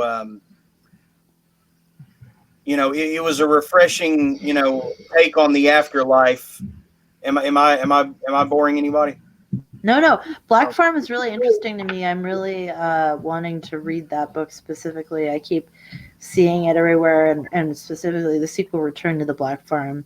Also, I guess is extremely good. So that's what I'm working on now, and it's basically the afterlife for suicides, where I don't know why there needs to be a separate place for suicides if they're going to be tortured relentlessly, because torture, happens in hell, and so I don't know. I guess the difference with the suicide island, in on the Black Farm, is that they're free to run around and get tortured, as opposed to hell where they stay in a constant state of restraint, in some kind of restraint to be born endlessly back into a cycle of torture. Whereas on the Black Farm, they die, running around trying to evade. That so means they have a chance. I think that's the difference between that place and hell in this universe. That I think that idea.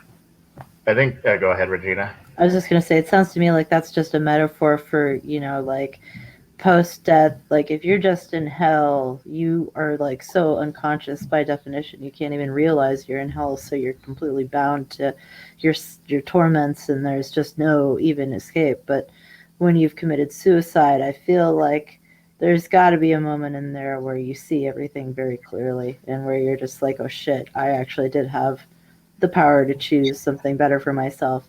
And I think that maybe that state of self-awareness is what sounds like it's being symbolized in that. I'd like to read a passage from right near the end of the Black Farm. So Regina, if you want to plug your ears, now would be the time. That's okay. I'll listen. Okay. Because this is just like, this is like, I don't know how this guy thought that he wrote this with a straight face. It's played without laughs. It's played with a straight face. But I mean, it sounds like something in like a Trauma B movie, but it's played totally 100% to the hilt serious. I cupped her face in my hands. There's just one more thing we have to do before we escape this nightmare. Jess's eyes begged for clarity. What is it, Nick? I suddenly stuck my fingers down my throat and pulled her into me. I felt myself gag, and then my stomach lurched. I pulled my fingers down my throat right as my gag reflex gave in.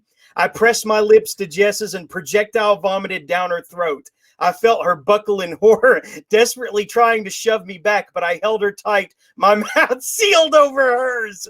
Jess sputtered as another wave filled her. She gagged, then swallowed, frantically trying to escape my clutches. I felt puke splash from her nostrils and run down my chin as she tried to inject the vile remains of Ansem. This is one of the most horrible things I've ever fucking heard. I remember Impressive. there's a Edward Lee story where that happens too. So The they beat him Seeker. to a punch, huh? So he's not the first one to have a character vomit into his lover's mouth. I seem to remember that being part a sight gag in a Yonan Vasquez comic too, like a squeeze maybe side story or something like that, where there were two people making out and they're like just puking in each other's mouths because they're really sick or something. I can't remember. It's vile. After she drank down the third splash of vomit, I pulled away, gasping. Jess fell to her knees, dry heaving, panting, confusion and disgust rattling her. I quickly knelt down and put my hand on her back, urging her to hold it in. I'm sorry, I hissed. This had to be done. Trust me, please. This is the only way we're getting out of here, babe. She looked up at me, coughing violently, her eyes bloodshot. What the hell, Nick? I stroked her head as her seizures passed. Just trust me, please. I'm begging you. I'm sorry I had to do that, but it was necessary. Love is never having to explain why you're puking into your girlfriend's mouth. Wow. So I am reading Return to the Black Farm now. And I've heard that the ending is heartbreaking, as opposed to the ending of the first, where things seem hopeful. But I can imagine how it is heartbreaking. But I'm hoping that there's a way to avert what I think is coming. But yeah, Elias Withrow has actually written quite a lot of other captivating, titles that I couldn't resist buying, like let's see, The Worst Kind of Monsters, The Third Parent, a lot of really unique synopses. Am I alone? Everybody still here? Okay. No. Let's see. And he writes for Thought Catalog, which was a shock to you for some reason. It wasn't really a shock. I just didn't know that they were putting out fiction. I thought the only books they were putting out were nonfiction. Check out the synopsis for this other book that Elias Withrow wrote. This is what I'm talking about. He's got a fresh, palette. He's got a fresh, what do you call it? Palette for where they put their colors. A painter puts their colors. A palette. Is that what they call it? Well, anyway, the world of tectonic is dying. A mysterious disease known as rock flesh is rapidly spreading throughout the lands, turning men into monsters. Humanity seeks answers in an existence that's barely surviving. At the base of such mysteries lies the chain, a massive construct that holds the world suspended above the void. How awesome does that sound? Right? Yeah, no, that does sound pretty dope. Yeah. So, what's this? It's Milo and Otis meets Mother Maggot. He's talking about Pitbull by Simon McCarty, I guess. Regina, you probably got to get up for work in the morning, don't you? Or do you usually sign off at around this time? Have you got to go? Because I am getting ready to wrap things up, but Yeah, I gotta tell you, I'm pretty exhausted, so I probably am going to pack it in since you kindly offered me an out very politely. Thank you, Jeremy. But happy Easter, everyone. It was wonderful to talk to y'all. And also shout out to my babe, Dwayne, because it's actually our 5-year anniversary. So happy anniversary. And happy Easter. Bye, y'all. Does he know it's your 5th anniversary? Oh, I What is what? fucking chocolate eggs. Huh? Does what? I got you a big old bag of giant, huge jumbo gummy bears. At my other place, I have. Okay. Does he know it's your 5th year anniversary? Yes, he does. He does. Okay. It sounds like Ann picked somebody up. I don't. Oh, I have some of those. Yeah, I know. It sounded like there was some conversation happening. All right, I'm gonna depart. Good night, y'all. Gummy bears. Sorry, I'm having trouble juggling realities here. Right, somebody got gummy This bears. sunshine, she's helping me move. There's giant gummy bears everywhere. There's Hi. gummy bears everywhere. And these are the people I'm doing the podcast. Hello, people. You're doing a podcast. It's nice to meet you. So anyway, so Ben, I'm just going to lay this out to you. My uncle makes dolls to replace souls in hell. That's the latest thing I read by Brandon Faircloth. Really awesome story. It's exactly what it sounds like. It doesn't try to be more than that or elevate, the horror genre into something it's not. It's just a story about an uncle who accidentally gets his niece involved in these finding ways to escape hell by making doll effigies of themselves. It's that's a pretty cool concept on its own, right, Ben? Yeah, you told me about this book before. It does sound pretty interesting. Yeah, and Brandon Faircloth, along with Elias Witherow. I might just do an author spotlight on a handful of different authors who have a huge catalog of releases, but have a unique perspective on writing in general. Because there's enough of them that I could put together a nice little rogues gallery there. But I think we're good to get out of here now. How many people are left? There's 3, 2.5, I guess. Regina's gone. Yeah. So, and by the way, this movie, Willy's Wonderland, starring Nicolas Cage, it's like Five Nights at Freddy's, but without the confusing timeline bullshit. Nicolas Cage brings something to life that should never have been as popular as it was, and that's Five Nights at Freddy's. I've heard that it's not very good. I disagree. I'll fight anybody who says differently. I'll debate them. It? They can debate me, bro, on that. Yeah. Have you seen it? I have seen it, and I don't. Is it true that Nicolas Cage literally doesn't speak at all during the film? Yeah, isn't that awesome? That's kind of weird. You don't notice though until a reviewer points it out. You don't notice. That's how seamlessly. I'm pretty sure that's something you notice. No, I didn't notice it. No, that's how expressive he is without speaking. That's the genius of acting, of his acting craft. I mean, Nicolas Cage is usually pretty loud when he's performing, unless he's in a serious role. Man. He's getting better, huh? I don't know. It doesn't really sound all that appealing to me. I don't know. I think you just need to give it a shot and not listen to jaded reviewers from cultured vultures. Or Silent Motorist. Is that what the kids are reading now? Are you still there? No, I'm not still here. I died. Okay. Well, sorry to hear that. Yeah.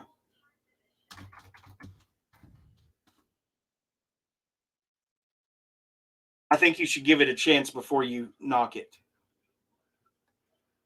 And I think I should give a bullet a chance before I fucking do anything else. A bullet? The sweet taste of lead.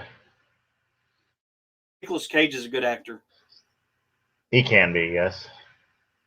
He takes a lot of shitty roles, though. So why? But this isn't one of them. I'm telling you, I actually think that he is one of the robots. I think he has a previous experience at Willy's Wonderland from like years ago. Either he's one of the robots that was like a janitor, because he's got this thing where he has to constantly have the Willy's Wonderland brand sodas, in order to fight the monsters or the robots. I don't know. Either that or he plays the pinball game a lot too. So maybe it's like a Polybius, like mind control, 1980s mind control thing. That old Polybius arcade game where the FBI would come and check to see the highest scores. You remember that, right? You've heard it. Yeah, I've heard of Polybius. Yeah, maybe it's like that. See, that's the genius of his craft. The cops are here. Where? They're coming for you, Jeremy. They found what you have on your computer.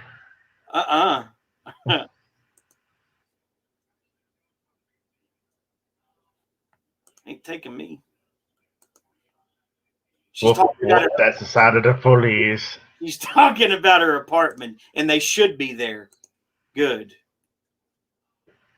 All right, I'm as soon as I find. Okay, And there she goes. Oh God, I'm stuck in here with Jeremy. Let me out, please. Wait a minute. Wait till I find some music, and then you can go. Hurry up and find something. Mm-hmm. You remember the name of that Time Cop 1983 song that sounds all feel goody? Oh, I mean that's most of them. Yeah. You don't remember the name of it, huh? No. Damn it! What is it? Play an ABBA song. No. Yes. What the hell is the name of that song? It Was Only a Dream. No. Who is that? Is that Ann again? Or it's Jason the asshole? Is everything okay? We're getting ready to wrap up. Is everything okay? Yeah, they're here for the they're here for the guy who was beating up his girlfriend, but I think he took his girlfriend and fled somewhere. What, you mean he abducted her? Maybe, we don't know. Holy shit. Sorry, I'm having a hard time hearing you. No, that's okay. We're about to wrap up. I definitely think you need to go deal with this. I'm not going to take it personally if you drop out to go deal with it. For sure. Yeah, well, we're just talking to the cops now. I wasn't here during the incident, so I'm hanging back. There's a record if they need my live stream. I don't know.